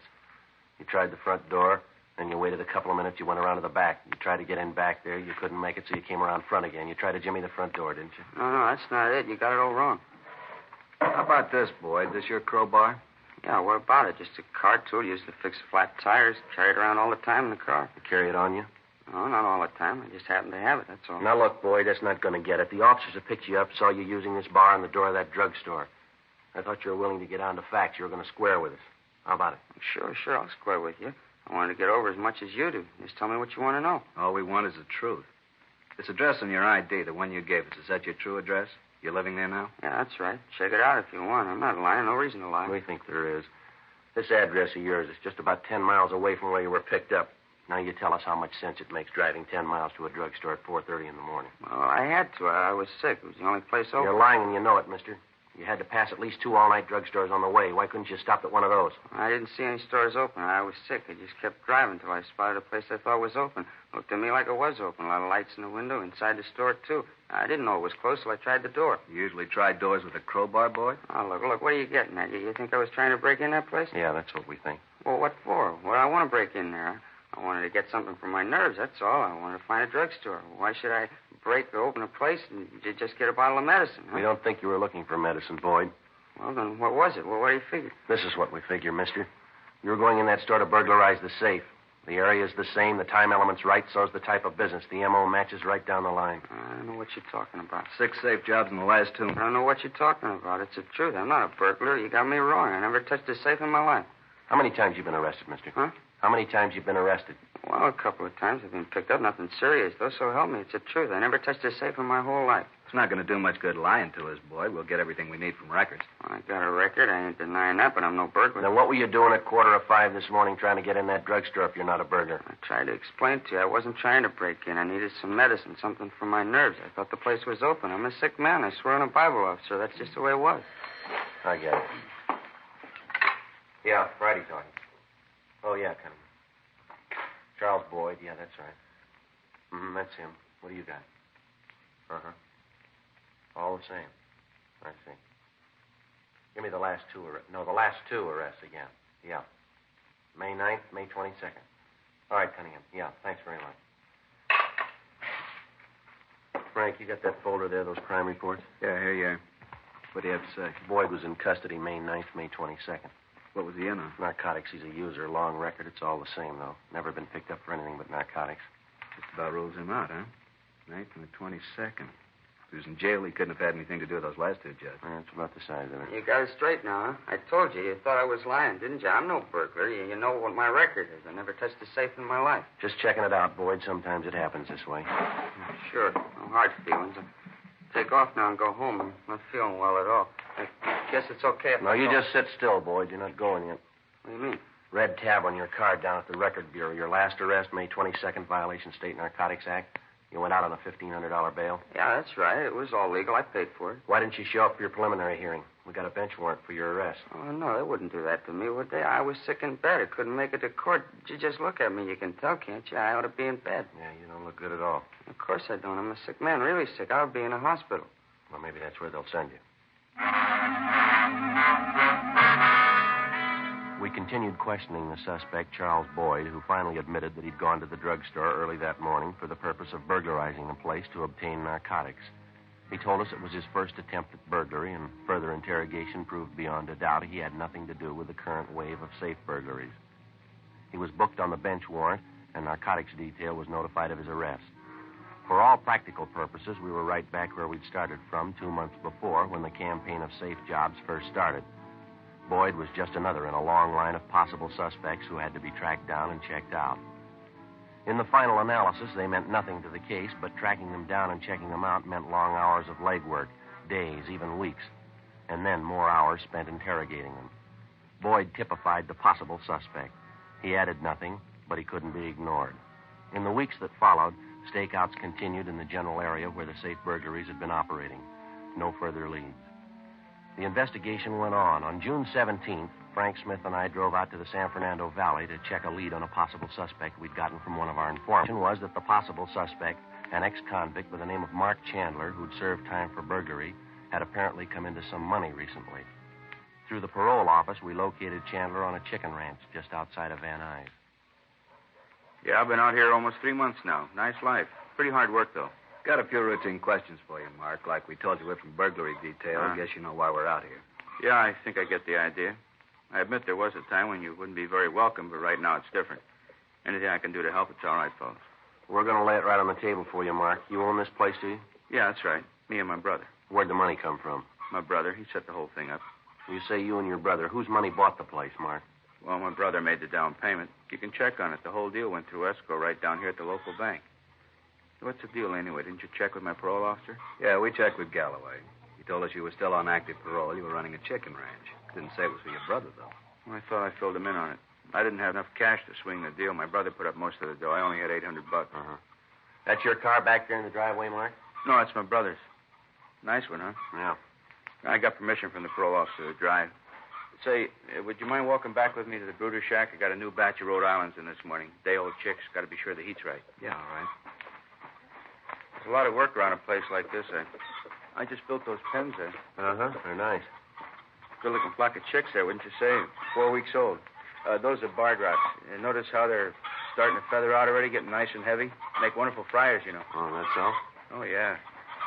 Just a minute. will you look at that mash rack? They like fiends. I just filled that thing an hour ago. That's where the money goes. You know that mash goes for better than $5 a sack? Look, we don't want to take too much of your time, Chandler. We can see you're busy. We've got a couple of dates we'd like to check with you. Where you were, what you did. Oh, sure, fellas. Just let me check the temperature in the brooder house here. It won't take a minute. Hey, come on in. All right. They're pretty cute when they're small, huh? Let me see here. Just look at that, huh, Joe? Piled all over each other. Must be more than 1,000 of them. Yeah, at least. Yeah, just right. 89. Got to watch them pretty close the first week. Fell up the road, lost a big batch last week. Heating element in the brooder went out overnight. Oh, you got to shove that door hard. Sticks a little. Yeah, I'll get it. Okay, what else was it, officers? Glad to help you any way I can. Those dates we want to check, Mark. It was almost a month ago, the week ending May 7th. Yeah. Can you account for your time on that weekend, where you were, what you did? The 7th? Yeah, let's see. Yeah, I was here. Any way of proving that? Yeah, I think so. I started here the 23rd of April. Been here every night since. Anyone we can check with on that? Well, my brother and his wife. They were here, they can tell you. Neighbors, too. They come over for cards on the weekend. Come to think of it, I remember my parole officer was out to see me one of those weekends. I'm pretty sure of it. You can check with him. All right, Mark, thanks. Hey, what's the pitch anyway, Sergeant? Safe jobs around town, is that it? That's it. You heard anything, Mark? Any rumbles at all? No, sorry. This job keeps me pretty close to home. I don't get around at all. Maybe 2-3 nights a month. That's the only time I get out. That's all we're asking about. Before we left the suspect, Mark Chandler, we called his parole officer, and he substantiated the fact that he'd visited with Chandler on the night of May 7th, the date of one of the safe burglaries. We checked with his brother, his sister-in-law, and the neighbors, and all of them fully corroborated his story. Before we left, we were satisfied that Chandler had nothing to do with the safe burglaries. It was just another of the more than 100 possibles that we'd checked out in the course of the investigation. On June 22nd, we got a lead on still another one. It came from the proprietor of a fix-it shop on West Pico Boulevard near Normandy. We drove out to interview him. Yeah, just a minute, officers. Be with you in a minute, all right? Yeah, okay.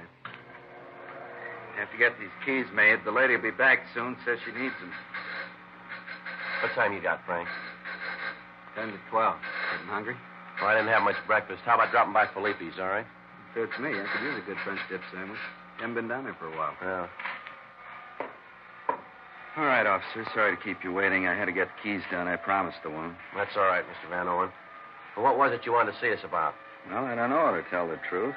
Maybe it's something, maybe it's nothing at all. I just don't know. Figured I ought to let somebody know about it. Yes, sir? A young fellow was in here the day before yesterday. Said his name was Ralph McKinley. Told me he lived around the neighborhood, but I don't think I ever saw him before. He didn't act right to me. Mm-hmm. Said he's an inventor. I doubt it, though. He just didn't look the part to me. A young fellow, you know, dresses pretty flashy. Never met an inventor that looked like that before. Well, what do you want with you, sir? He wanted me to make up a piece of machinery for him. He said it was a special part of a new gadget he was working in.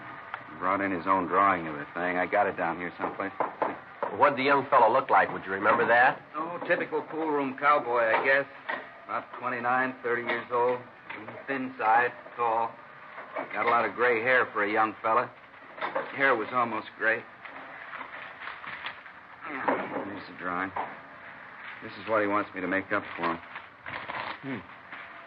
What do you figure it's supposed to be? Miss McKinley said it was part of a new hydraulic press he's working on. I got a few doubts about that. How do you mean? Oh, I've been tinkering around in this business long enough to know what goes into a hydraulic press. Can't see where this thing fits in at all. Well, what's your idea on it? I think it's a pull. Only one job they're any good for. Yeah. Breaking into a safe. Before we left the fix-it shop, Van Owen gave us a complete description of Ralph McKinley, the man who'd ordered the gadget made for him. We showed him several mug shots of possible suspects, but he was unable to make any identification. Van Owen told us that McKinley said he'd call back in about 3 or 4 days to pick it up. Except for the man's chance remark that he lived in the neighborhood, Van Owen had no idea as to his whereabouts. 12:10 p.m. We drove back to the office and made arrangements for an immediate stakeout at the fix-it shop. Then we checked the name and description of Ralph McKinley through R&I and through the stats office. It got us nothing. As far as we could find out, he had no previous criminal record. The end of the week came and went. The man known as McKinley failed to show up at Van Owen's fix-it shop to pick up the article that he'd ordered. 8 o'clock Monday morning, June 28th. We got the report when we checked in for work. Despite all precautions, another safe job had occurred over the weekend, this time at a liquor store on South Alvarado. The time, the area, and the MO were generally the same. Frank and I drove out to the location. The store was located in the middle of the block, directly beneath an apartment hotel.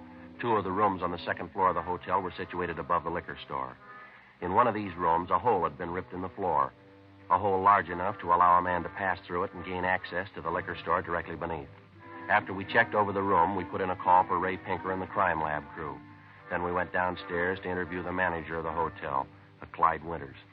Yeah, I rented that room Friday night. A couple of young fellows. They checked in a few minutes before 7. I figure I'm a pretty good judge of faces. They sure didn't look like thieves to me. How'd they register, Mr. Winters? Well, one signed his name was Gordon. The other one was Richardson, I think. The register's right outside on the desk. You can check it if you like. Yes, sir, we'd like to do that. When these 2 men, Gordon and Richardson, checked in here, did they have any baggage with them? Would you know that? Oh, yes. They had baggage. They took most of it with them, though. They left a few old clothes behind. They must have left for the back way. Sometime late Sunday night, I figure. Imagine tearing up the floor of that room. The lousy bums. I'd sure like to get my hands on them. Did they have a car, do you know? Yeah, they had a car. I got the license number, too. You think you'd recognize the 2 men if you saw them again? Oh, I'd peg them in a minute. You sure of that, are you? Positive. I'd know him in a minute, especially the young fellow Richardson. He couldn't have been more than 27, 28 years old. Yeah. Hair was gray, almost completely gray.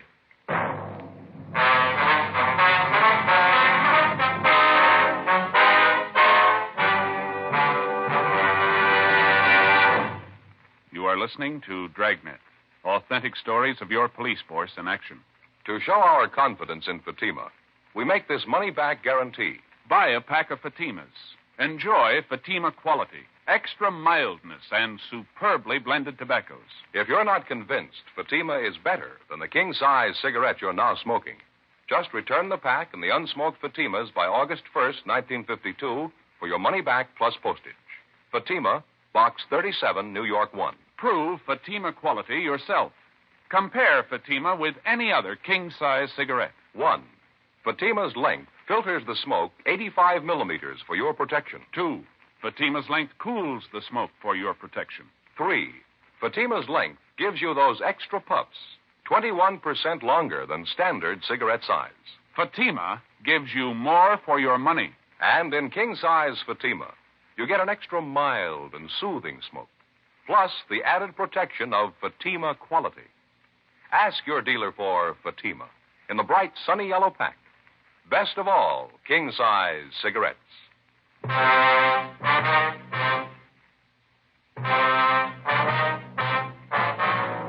Monday, June 28th, 8:55 a.m. The crime lab crew arrived at the scene of the latest safe burglary, the liquor store on South Alvarado, and began their investigation. The store was gone over thoroughly, as well as the hotel room directly above it, through which the burglars had gained access by ripping a hole in the floor. In the store itself, a few feet from the safe, the men from the crime lab found what appeared to be a broken button, probably off a coat. They also found a crumpled envelope on the floor with the name F. Gordon on it, written in pencil. Along with the half a dozen pieces of clothing found in the hotel room, the items were taken back to the crime lab for further examination. 9:10 a.m. After we finished interviewing the hotel manager, Clyde Winters, Frank Smith and I returned to the office with the license number and description of the suspect's car, as well as exemplars of their handwriting, which we'd obtained from the hotel register. We gave our DMV all the information on the car, and they began an immediate check. The vehicle was registered in the name of Ralph McKinley at a Bronson Avenue address. The legal owner was a local bank. We checked the Bronson Avenue place, but they told us there that the man known as McKinley had moved out 7 months before. They had no information on his whereabouts. 10:20 a.m. We talked to the people at the bank which held the pink slip on the car. They told us that the last 2 monthly payments on the car had been mailed in from a Clifford Street address. Frank and I drove out to the location, a one-story duplex apartment building near the intersection of Clifford and Beverly Boulevard. Nice units, aren't they? Going up all over town. They seem to be, don't they? I'll get it. All right. Yeah? Your name, Ralph McKinley? Yeah, that's right, Woody. Police officers, you want to get your coat, McKinley? Like to talk to you downtown. What for? What's it all about?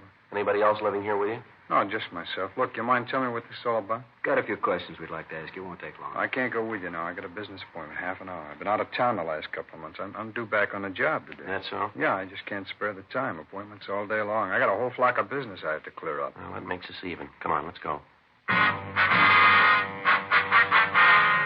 Well, there wasn't much doubt about McKinley. He fitted the suspect's description almost perfectly. Tall, slight build, approximately 29 years of age, prematurely gray hair. We went over the apartment, but there was no sign of anyone else on the premises. No sign of any of the loot taken in the burglaries. We checked the adjoining garage, but it was empty. The suspect refused to admit that he even owned a car. Frank got on the phone, called the office, and arranged for an immediate stakeout on the apartment. When the men arrived, we drove McKinley back to the city hall and took him to the interrogation room. He was arrogant and uncooperative. We talked to him for a full hour, but he'd admit nothing. Frank left and went down the street to the crime lab to check with Ray Pinker on his findings. I continued questioning McKinley. I don't care what the old man says. I don't know what you're talking about. He described you perfectly. He says you were in his fix-it shop a little over a week ago. You told him you were an inventor. You ordered this gadget from him here. I don't get it. What's that supposed to prove? Well, you admit you went to the old man. You had him make this thing up for you, didn't you? I don't admit anything. Why should I? All we're looking for is a straight story. We're going to get it sooner or later, McKinley. Might as well be now. You're getting nothing from me. I don't have to tell you a thing. How about the hotel over on South Alvarado? You stayed there last weekend? No, of course not. Why should I go to a hotel? I stayed at my place. Thought you said you'd been away. You just got back in town. Sure, that's what I said. I just got back last week. Well, then you didn't stay at that hotel on South Alvarado. I told you I didn't. I don't even know the place. But you know Mr. Van O and the old fellow at the fix-it shop. I don't know him either. I don't even go near that end of town. What end of town? What are you talking about? Where you said the shop is? I didn't mention where it was. I asked you if you knew a Mr. Van O and if you ever went to his fix-it shop to order anything.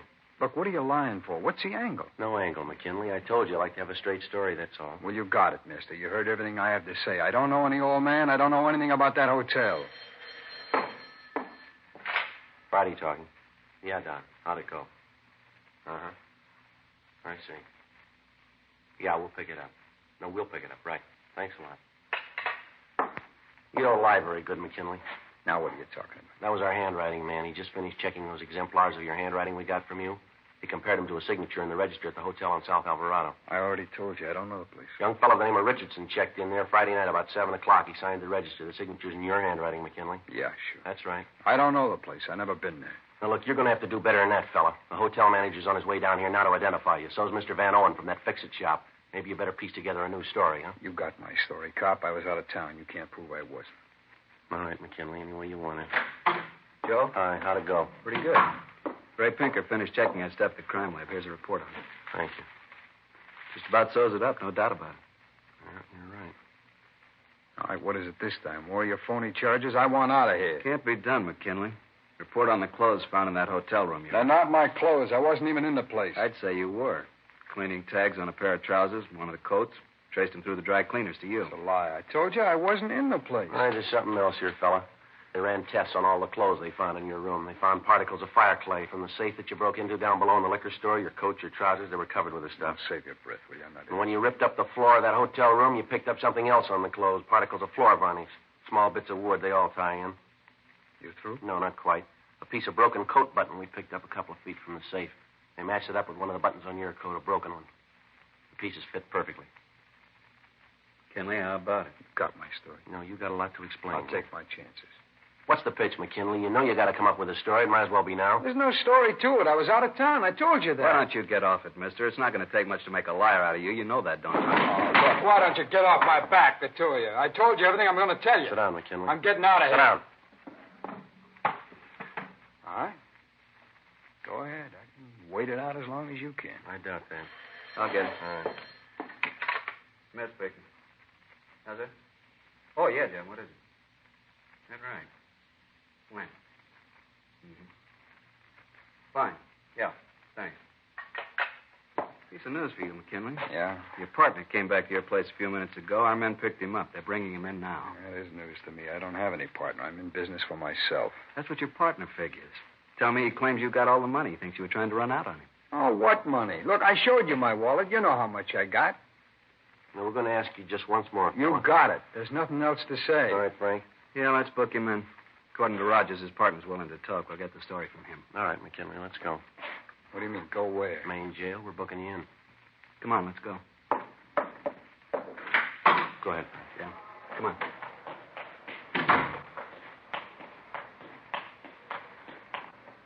What did he say anyway, this guy you say they picked up? Oh, your partner? Who told you what he said? Why, what's the matter? Nothing, I just asked. Better order up a stenographer, huh, Joe? Have her ready to take the statement when they bring the guy in. Yeah, it's a good idea.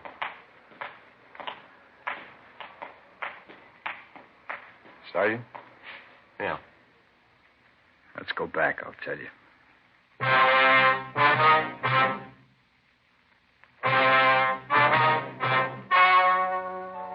The story you have just heard was true. The names were changed to protect the innocent. On September 19th, trial was held in Superior Court, Department 91, City and County of Los Angeles, State of California. In a moment, the results of that trial. Now, here is our star, Jack Webb. Thank you, George Fenneman. Friends, just a parting word about Fatima. I know a lot of you have promised yourself that you'd give Fatima's a try, but, well, you just haven't gotten around to it yet. So I'd appreciate it if you'd kind of keep us in mind the next time you buy cigarettes and ask your dealer for Fatimas. You'll find Fatima gives you more for your money. Compare them with any other king-size cigarette, and you'll find Fatima does have a better flavor and aroma. You'll like its extra mild and soothing smoke. Tomorrow, buy Fatima. Best of all, king-size cigarette.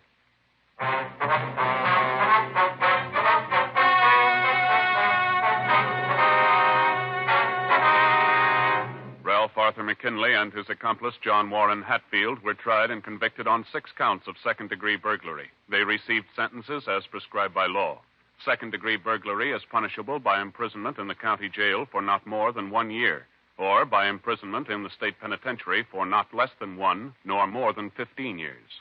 Ladies and gentlemen, to protect our nation and the free world against communist aggression, we must produce vast quantities of guns, planes, tanks, and explosives. Defense of our country against aggression abroad and inflation at home depends on our ability to fill both our military and civilian requirements. Remember, the better we produce, the stronger we grow.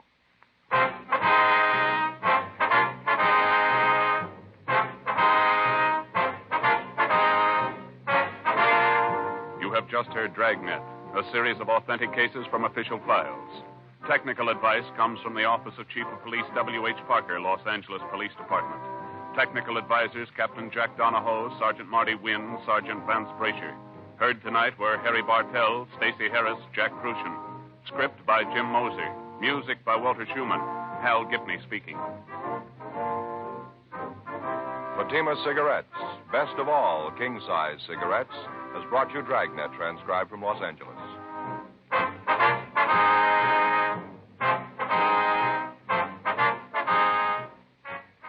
There's more adventurous entertainment with Night Beat next on NBC.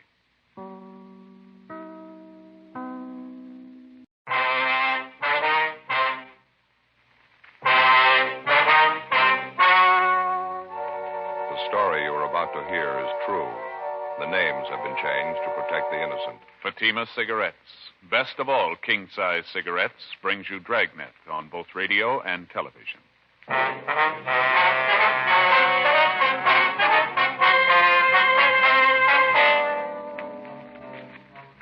You're a detective sergeant. You're assigned to vice detail. A professional gambling ring has set up operations in your city. Dozens of citizens are being victimized. The gamblers keep on the move, changing their locations day to day. Your job? Get them. Compare Fatima with any other king-size cigarette.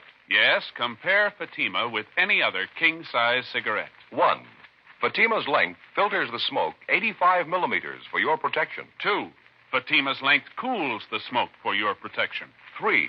Fatima's length gives you those extra puffs, 21% longer than standard cigarette size. Fatima gives you more for your money. And in king-size Fatima, you get an extra mild and soothing smoke, plus the added protection of Fatima quality. Buy Fatima in the bright, sunny yellow pack. Best of all, king-size cigarettes.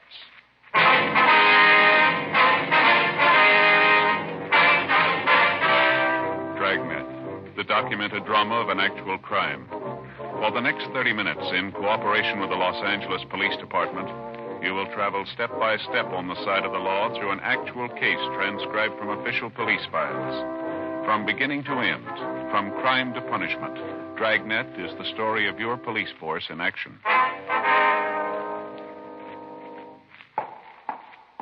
It was Monday, February 9th. It was foggy in Los Angeles. We were working the day watch out of Vice detail. My partner's Bill Lockwood. The boss is Lieutenant Bingham. My name's Friday. It was 4:20 p.m. when I got to the second floor of the old Central Jail building. Vice detail. Hi, Joe. Hi, Bill. Did he show up yet? Yeah, waiting in the next room. Oh, fine. Did you talk to him yet? No, he just came in a couple of minutes ago. Figured I'd wait for you. Well, how's he seem? Sober? Does he look like he's off the lush? Yeah, he looks pretty good. Shaved, cleaned up a little. Fine. Dave, how are you? Oh, hiya, Friday. Thought I'd drop by and see you. Remember you were talking to me last week about that thing. You hear anything, Dave?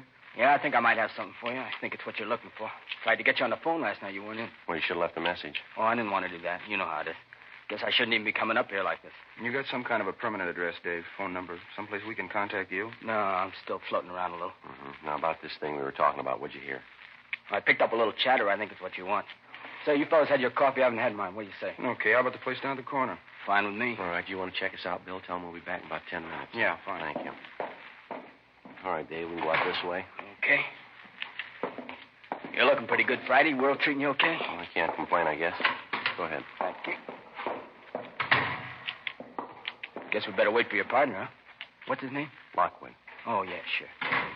Skipper's got something for us when we get back, Joe. All right. You're looking pretty good yourself, Lockwood. Yeah, real good. You seem to be in pretty fair shape. That pocket full of change sounds healthy. That's not too good. Still got a few dimes to rattle. Hasn't been coming too fast lately, though. Mm-hmm. You still setting pins down there at that bowling alley? Yeah, uh-huh. A lot of help hanging around, though. They really got to hustle for it. That's so. Oh, yeah. A lot of the alley's changing over to those automatic machines, you know? Mm-hmm. Quite a few guys out. Lousy machines can set pins better than a man can. Hi, Matthews. How are you? Hi, Joe. Hi, Bill. What do you say, John? Not too much. Say, who's that guy? He works out of the office. Why? Nothing. I thought I'd seen him around. Yeah. No, down this way, Dave. Just a couple of doors. Oh, yeah. By the way, did you hear anything about Tony? You know if he's in town? No, I've been working on it. That dirty Tony. He's not going to show. Go ahead, Dave. Yeah, well, thanks. Now, why don't you two grab the back table? I'll order up. All right, fine, Bill. Black thanks. with sugar, huh? All right. Cream and sugar for you, Joe? Yeah, that's fine. Bring a couple of those jelly donuts, could you? Okay. All right. Well, what's the story, Dave? What do you hear? I heard about it last night, right after I left the alley. You told me to keep my ears open, you know? Yeah. Said you figured there might be something on that new bunch hanging around the bar down from the alleys. You figured they might tie in with a new bunch of high rollers in town. Yeah. What'd you pick up? I think you figured right, from what I heard, anyway. Mm-hmm. Here you go. Have a donut, Dave? Oh, yeah, thanks. You make a fine waiter, Lockwood. Thanks. We don't get a lead pretty soon. I may have to take it up. Dave was just telling me that he figures he might have something for us. He picked it up at the spot down from the alleys last night. Well, like I said, after I was through at the alleys, I stopped by the place and had a couple of beers. Can't afford anything else. A few nickels they'd pay me. Lucky to get enough to eat the way things are going. Yeah, it's pretty rough, I know. Well, what's the pitch you got, Dave? Well, I was sitting there having a beer, and a couple of those new faces were sitting next to me. So I put my ear out and tried to pick up some of the talk. Yeah. I couldn't get all of it, but I did get enough to make out there's going to be a big game tonight. From what I could get, there's going to be a lot of scratch floating around. You hear what it's going to be, Dave? I had to play it careful, you know. Couldn't be too nosy. Yeah, sure. I sat and had another beer in one of these new monks. Heard the other guy call him Mike, I think. He asked the bartender for change to make a phone call. He got the change, went over the wall phone. I got up and drifted over that way. And made out like I was watching the shuffleboard. I caught some of his talk. Yeah, what was that? Well, he was talking about some big game tonight. I heard him say to the guy on the other end not to show up before 11:30. To get an address? Yeah, He said he'd be back of an empty store building down on Gibbons Avenue. You get the number? 9122. What was that again? 9122, is that right? Yeah. Gibbons, huh? Yeah, I'm pretty sure. As soon as I got out of the place, I wrote it down. Wait a minute. I got it. Let's see. Yeah, 9122 Gibbons. Yeah, that's it. Now, this fellow that made the phone call, you say his name was Mike, is that right? Yeah, that's what I heard his partner call him. He's kind of a short guy, like 35, 36, on the fat side, black hair. Mike Filmer. You know him? Yeah, we've had an eye on him. Thought he might figure in. Not about the size of it, Dave? That all you heard? Yeah, that's about it, Friday. As soon as he finished the phone call, him and his partner left. I finished my beer and left, too. I had to. Couldn't afford another one. Real tough these days. Yeah, well, thanks a lot, Dave. Really appreciate it. Well, don't mention it. You've always done all right by me. Donut sure tasted great. Still hungry. The way I feel, I could take on a 3-inch steak. I'm sorry things aren't better for you, Dave. How about a 10 spot? Will that help you any? It sure will, Friday. Thanks a lot, huh? Really can use it. Well, glad to help you. You're always helping us. You sure make it nice. I mean, you make it nice and easy on a guy. How do you mean? Well, it's always there first. I never have to come right out and ask. What's that? The dough. You always get the pitch, don't you?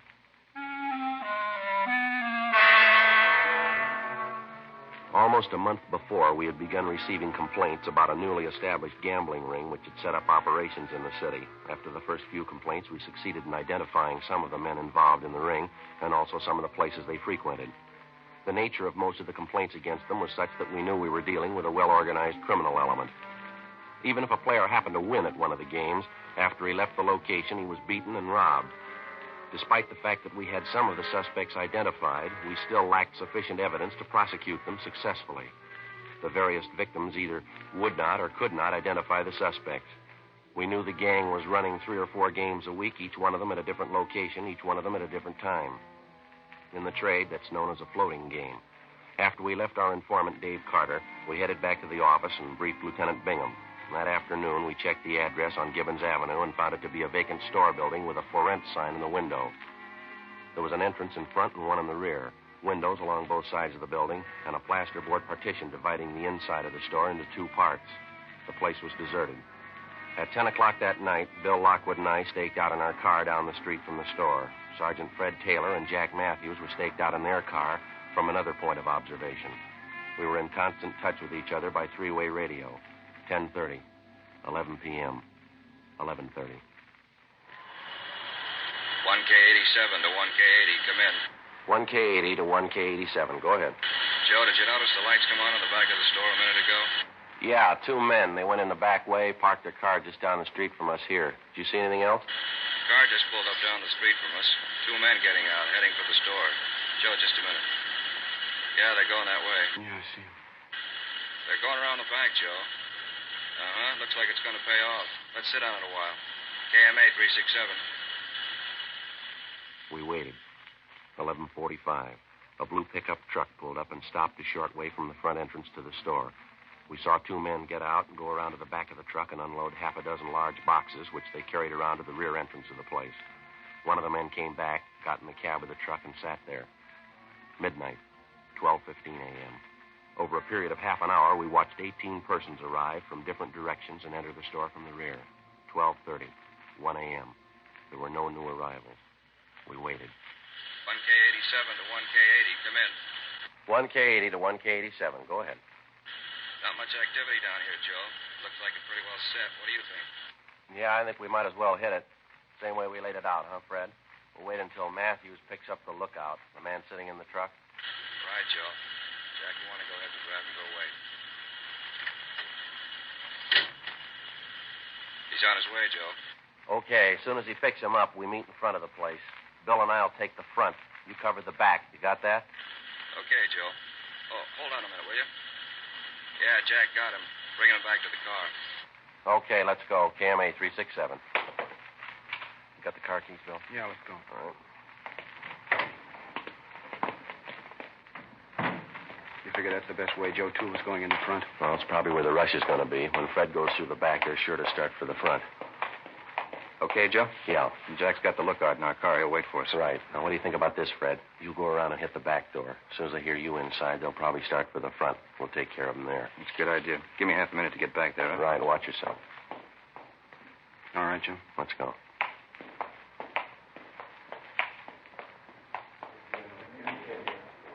They're still going. Not wise to us. Yeah, let's hold it right here. Police officer, you're under arrest now. Hold it right there. Come on, Bill. Let's hit it. Shots, Joe. Yeah, come on. All right, get back there, Lola. Get back. Police officer. Come on, back against the wall. Going out the window, Joe. Fred. I said get back against the wall, all of you. All right, I'll cover him. You get back and see what happened to Fred. Right. All right, mister. With the rest of them, they're back against the wall. All right, I'm going. What's the beef about anyway? Just All right, having a all little of you. game? Turn around. Face the wall. Put your hands against the wall. What's the pitch anyway? Treating us like a bunch of thieves. You're just having a little fun. No harm done. Joe. Yeah, did you find Fred? What happened? He's been shot, hurt bad. Matthews is in with him now. I'll call the ambulance. Get some help. All right. All right, you two. In with the others. Back against the wall. What's the beef? Sure a big noise about nothing. We're here to play a little cards, friendly game, just $1 limit. Nobody ever gets hurt. We're all friends. Is that why you carry guns? 1:20 a.m. The ambulance arrived, and Sergeant Fred Taylor was taken immediately to Georgia Street Receiving Hospital in a critical condition. He'd been shot twice through the upper portion of the chest. He'd been unconscious from the time of the shooting.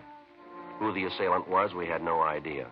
The crime lab arrived at the scene and began their preliminary investigation.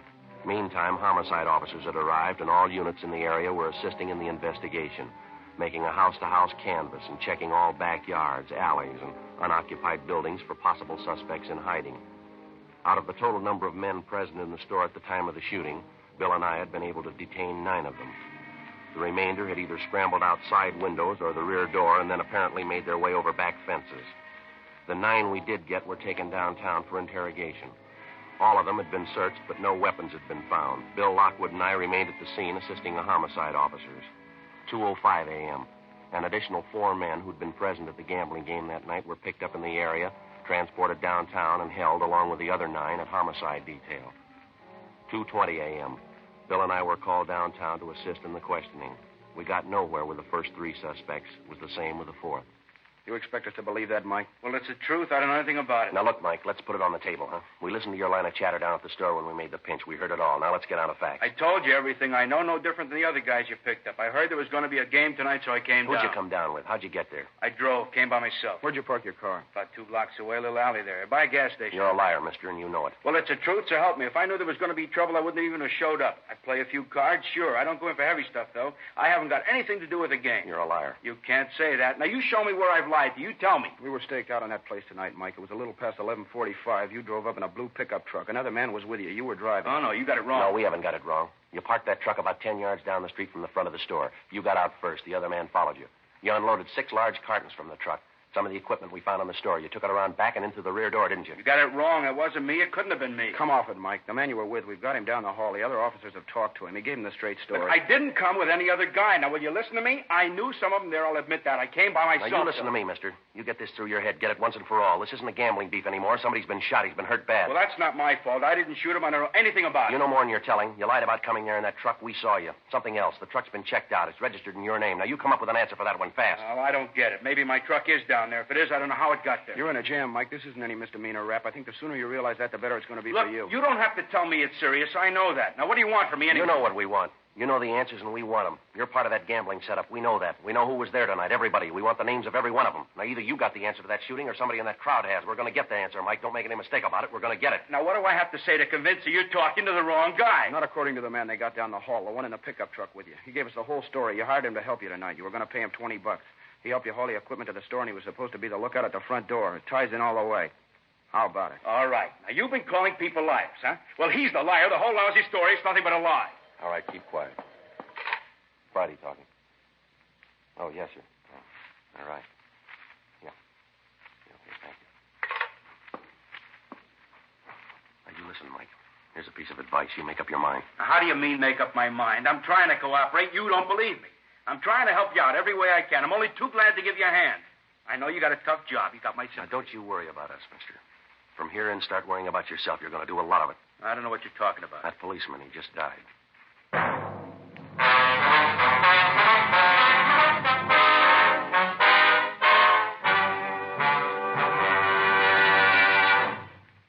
You are listening to Dragnet, authentic stories of your police force in action. To show our confidence in Fatima, we make this money-back guarantee. Buy a pack of Fatimas. Enjoy Fatima quality, extra mildness, and superbly blended tobaccos. If you're not convinced Fatima is better than the king-size cigarette you're now smoking, just return the pack and the unsmoked Fatimas by August 1st, 1952, for your money back plus postage. Fatima, Box 37, New York 1. Prove Fatima quality yourself. Compare Fatima with any other king-size cigarette. 1. Fatima's length filters the smoke 85 millimeters for your protection. 2. Fatima's length cools the smoke for your protection. 3. Fatima's length gives you those extra puffs, 21% longer than standard cigarette size. Fatima gives you more for your money. And in king-size Fatima, you get an extra mild and soothing smoke, plus the added protection of Fatima quality. Ask your dealer for Fatima in the bright, sunny yellow pack. Best of all, king-size cigarettes.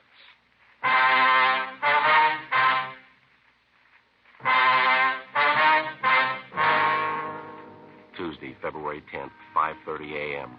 Sergeant Fred Taylor had died at approximately 5:22 a.m. Cause of death was listed as hemorrhage and shock due to the 2 gunshot wounds in the chest. Officers from the medical detail had rushed Taylor's wife from his home to the receiving hospital. She was with him at the time of his death. Unfortunately, he never regained consciousness.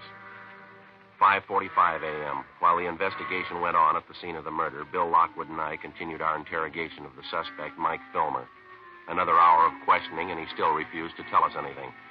We finally confronted him with the man we'd seen him arrive with at the location of the gambling game earlier that morning. Another 10 minutes of questioning, and he finally broke down. Why didn't you tell us that to begin with? Believe me, I wanted to. I was scared. I was scared to death. I never had anything like this happen to me before. I didn't know what to do. I didn't know what to say. All right, this is a complete list of everybody you saw there last night. Everybody who was in that game. Well, yeah, I think it covers it. Well, let me see it. All right, here you are. Yeah, just about everybody. These are the only addresses you got, just these three here. Yeah, that's it. No, I'm not lying now, believe me. Those are the only ones I know of. All right, so you had a hand in the game. You brought in the equipment. You were working for the house. Yeah, that's right. Then who's the boss, Mike? Who's running the game? What about it? Who's running it? Look, I've told you everybody that was there, everybody. He wasn't there that night. He couldn't have had anything to do with it. Mike, we didn't ask you that. We asked you who the boss is. What's his name? Now, how about it? We want his name. But I told you he wasn't there last night. If he wasn't there, he couldn't have had anything to do with it. Look, he's a nice guy. He doesn't want trouble any more than I do. He couldn't tell you You let us figure that out, will you? Now, who's the boss, Mike? Does it have to be? Is that important? We wouldn't be asking you. Who is he? George Delano. Now, that's all I know about him, his name. How does he spell his last name? What's he look like? Well, I guess it's Delano. I never saw him write it down, though. I've only known him about a month, maybe 5 weeks. What's his description? Well, he's taller than I am, about 5 feet 10, 11 maybe. Dark hair, a little bit on the heavy side. Like me, I guess. Man about 45, 50. Where does he live? Where do we find him? I don't know where he lives. Some hotel downtown, I think. The only times I ever met him was at a bar. Which bar? Where about? South end of town, down in Vermont. I don't know the address, but I can point it out to you. It's a couple doors down from a big bowling alley. Right across from a theater, woman's dress shop next door. Yeah, that's right. That's a place. The only place I've ever seen him. He always calls me at home and tells me where to meet him. You mean to say you've been working for this Delano and you don't even know where he lives? Well, I don't know what else to tell you. I'm squaring with you. I really don't know. Friday, talk to you, man. Yeah, sir. I'll be right back now. What do you got, Sam? Charlie Hart and I just got back from a place down on Gibbons Avenue, the store. Yeah. Thought you'd like to know. We found a gun in the back of the place hidden under a lumber pile. Right. Did you check it out? Yeah, I ran through gun records. It's registered. What's the name? George Delano. 7:38 a.m. With the new lead on the alleged boss of the gambling ring, George Delano, we interrupted our questioning of the suspect, Mike Filmer. We took him down the hall back to the homicide squad room to be held for further interrogation. We checked Delano through R&I, but we had no record on him. Then, along with Sergeant Sam Flowers and Charlie Hart of Homicide, we drove out to the address of George Delano as listed in the gun registration files. It was a small cottage in the Wilshire area. The woman who answered the door identified herself as Mrs. George Delano, the suspect's wife. She called her husband to the door. We identified ourselves, briefed him on the reason for our visit, and told him we wanted to talk to him downtown. He appeared cooperative, more than willing to come along. He got dressed. We drove him back to the city hall and took him to the interrogation room. He was well-dressed and, in his own way, well-mannered. After being told of the situation, he admitted freely that he'd been operating games at different locations throughout the city for the past month and a half. He told us that he'd employed Mike Filmer to assist him in his operations, and he also admitted ownership of the gun found near the murder scene. The gun had since been checked by Russ Camp and ballistics and found to be the murder weapon. Well, yes, it's my gun, but I'd like to explain a little bit about it. What's that, Delano? Well, number one, I admit I'm a gambler. That's my racket. I'm new to Los Angeles. I even admit I've been working a few games, but I'm no murderer. I wouldn't have any part of it. You said you were going to explain about the gun. Now, what about it? Now, look, I'd like to fill you in on everything, officers. I got nothing to hide from you. I'll tell you everything. Yeah? When I first came to this town, as I say, it's been about 5-6 weeks, I made a few connections, and I started running these games. For the first couple of weeks, everything went fine. No beefs. Everything was fine. All I had to do was dodge you fellas, and then the trouble started in. How do you mean? You mind if I have a smoke? A little upset. All right, go ahead. You care for one? No, thanks. Yeah. I want to fill you in from the start. I want to clear this whole thing up. Yeah, that's what you said. Yeah. Well, as I told you, the first few weeks, everything was fine. Then one night when the game was just about ready to break, a couple of punks came in, held us up. They cleaned everybody in the place, made a big haul. When was this? Where did it happen? Down on the east side. Punks took us for everything. You know how it is. I couldn't make a report to you. I just had to take it, cover the losses myself. Yeah, now how about that gun? I'm coming to it. This thing happens, and I figure that's the end of it. But no, a couple nights later, they hit again. I still can't squawk. I have to stand the losses. Another couple of nights, they knock us over again. Couldn't do a thing about it. Losing All money right, every- we've heard all that. That's your racket. You can expect it. All we want to know is about that gun. Now, what's your story? I told you I was coming to it. After the third time they reached us, I hired a guard. Somebody stand watch outside in case of another stick-up. The only thing I could do. Yeah? Well, so I hired some guy to stand guard on the games. Loaned him my gun in case there was any trouble. And you told him to use it in case there was trouble. Yeah, that's right. How about a raid from the police? You tell him to use it for that? No. Matter of fact, I made a point of telling him about that. All he was supposed to use the gun for was just to fire it up in the air, maybe scare those punks off and warn the guys inside at the same time. We'll talk about that later, Delano. We want to know who had the gun last night. Well, the guard did. I told you I loaned him the gun. Who was the guard? What's his name? Where do we find him? His name's Jake. A friend of mine got him for me. Let's see, Jake Gleason. That's it, Gleason. Where's he live? Couldn't tell you that. I don't know. I always contacted him at a bar in South Vermont, place I go quite a bit. Be a little too early to catch him there now. What do you know about this Gleason? What's he look like? No, I don't know. I haven't seen him much. I guess you'd say he's about 32, 33, kind of light brown hair, tall. Ex-con, I think. Either he told me or somebody told me he did time. You knew he was an ex-con and you gave him your gun. Well, yeah, but I didn't tell him to shoot anybody. I made a point of telling him that. A dumb jerk, especially shooting a cop. All he was supposed to do was fire up in the air if those punks came around, scare him away. To help me, that's the only time he was supposed to use the gun. I told him that. Not much of a story, Delano. Can you prove it? Sure, I can prove it. You can ask Mike Filmer. He'll tell you the same thing. You can ask Gleason himself. That dumb jerk. Mike said he wasn't too sharp, a little punchy, wasn't quite right in the head. What's that? I said he was a little punchy, wasn't quite right in the head, Gleason. You mean you met him in a bar. You didn't know anything about his background. You knew he was an ex-con. You had an idea he wasn't too sharp. Maybe he wasn't all there. Is that right? Yeah, that's about it. And you put this man in a spot where you knew he'd be in trouble, and then you gave him a gun. Is that right? How about it, Delano? What are you looking at me for? I told the dumb jerk what to do. I didn't tell him to shoot anybody. Punch drunk boozer. Yeah. Truth. I didn't have a thing to do with it. I hired the guy, that's all. It's not my fault. What are you looking at? I wasn't even there. I didn't even know about it. I didn't kill that cop. Didn't you?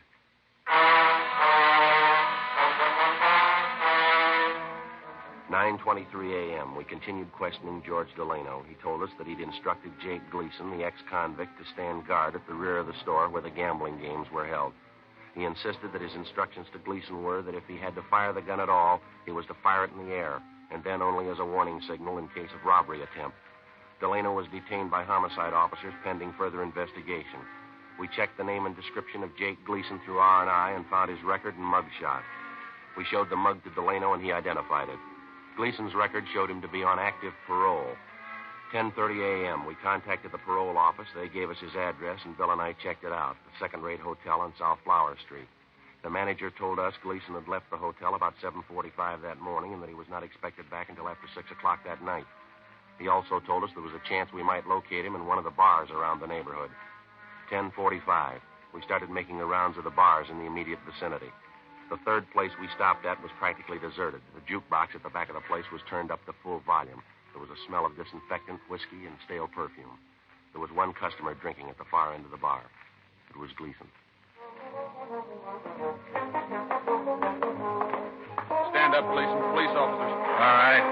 Shake him down, Bill. Clean, Joe. All right. Hands in back of you. Yeah? You want to kill that jukebox, Bill? Yeah. All right, you know why we want you. Yeah, I know. I knew there wasn't any sense running. I knew you'd be around. All right, let's go. Could you do me a favor?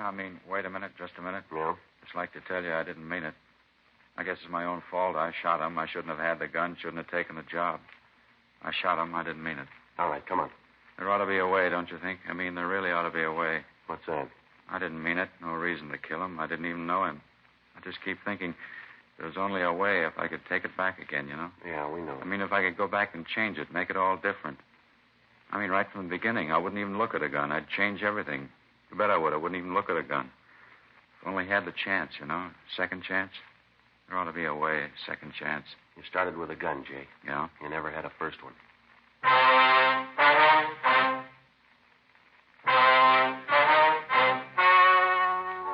The story you have just heard was true. The names were changed to protect the innocent.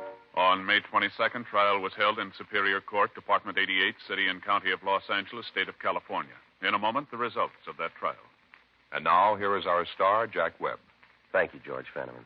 Friends, Fatima gives you more for your money because no other king-size cigarette can match Fatima quality. Because Fatima's length filters and cools the smoke for your protection. Gives you those extra puffs, 21% longer than standard cigarette size. I'm convinced that you'll agree with me once you try them. Get a pack of Fatimas next time you buy cigarettes. Fatima, an extra mild and soothing smoke. Best of all, king-size cigarette.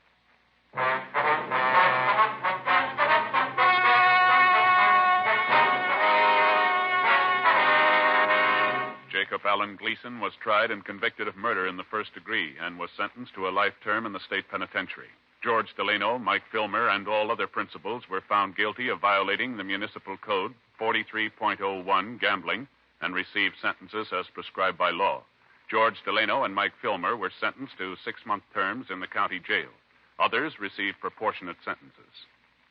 Ladies and gentlemen, Mr. James Fox, director on the executive board of the Mystery Writers of America. Tonight it is with a great deal of pleasure that I, speaking for the entire membership of the Mystery Writers of America in all fields, present the Edgar Allan Poe Award for the second consecutive year for the finest radio presentation in its class, Dragnet.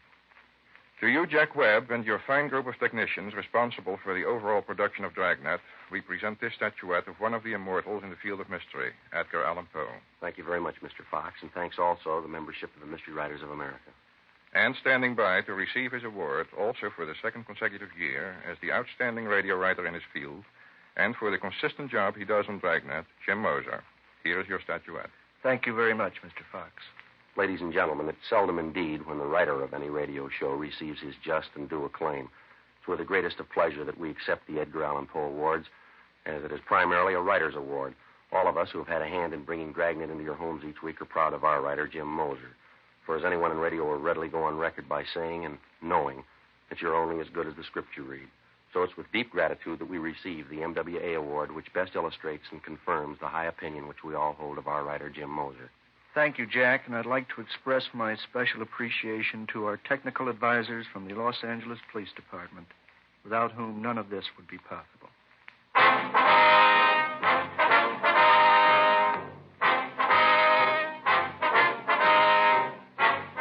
You have just heard Dragnet, a series of authentic cases from official files. Technical advice comes from the Office of Chief of Police W.H. Parker, Los Angeles Police Department. Technical advisors Captain Jack Donahoe, Sergeant Marty Wynn, Sergeant Vance Brasher. Heard tonight were Martin Milner, Eddie Firestone, Whit Connor. Script by Jim Moser. Music by Walter Schumann.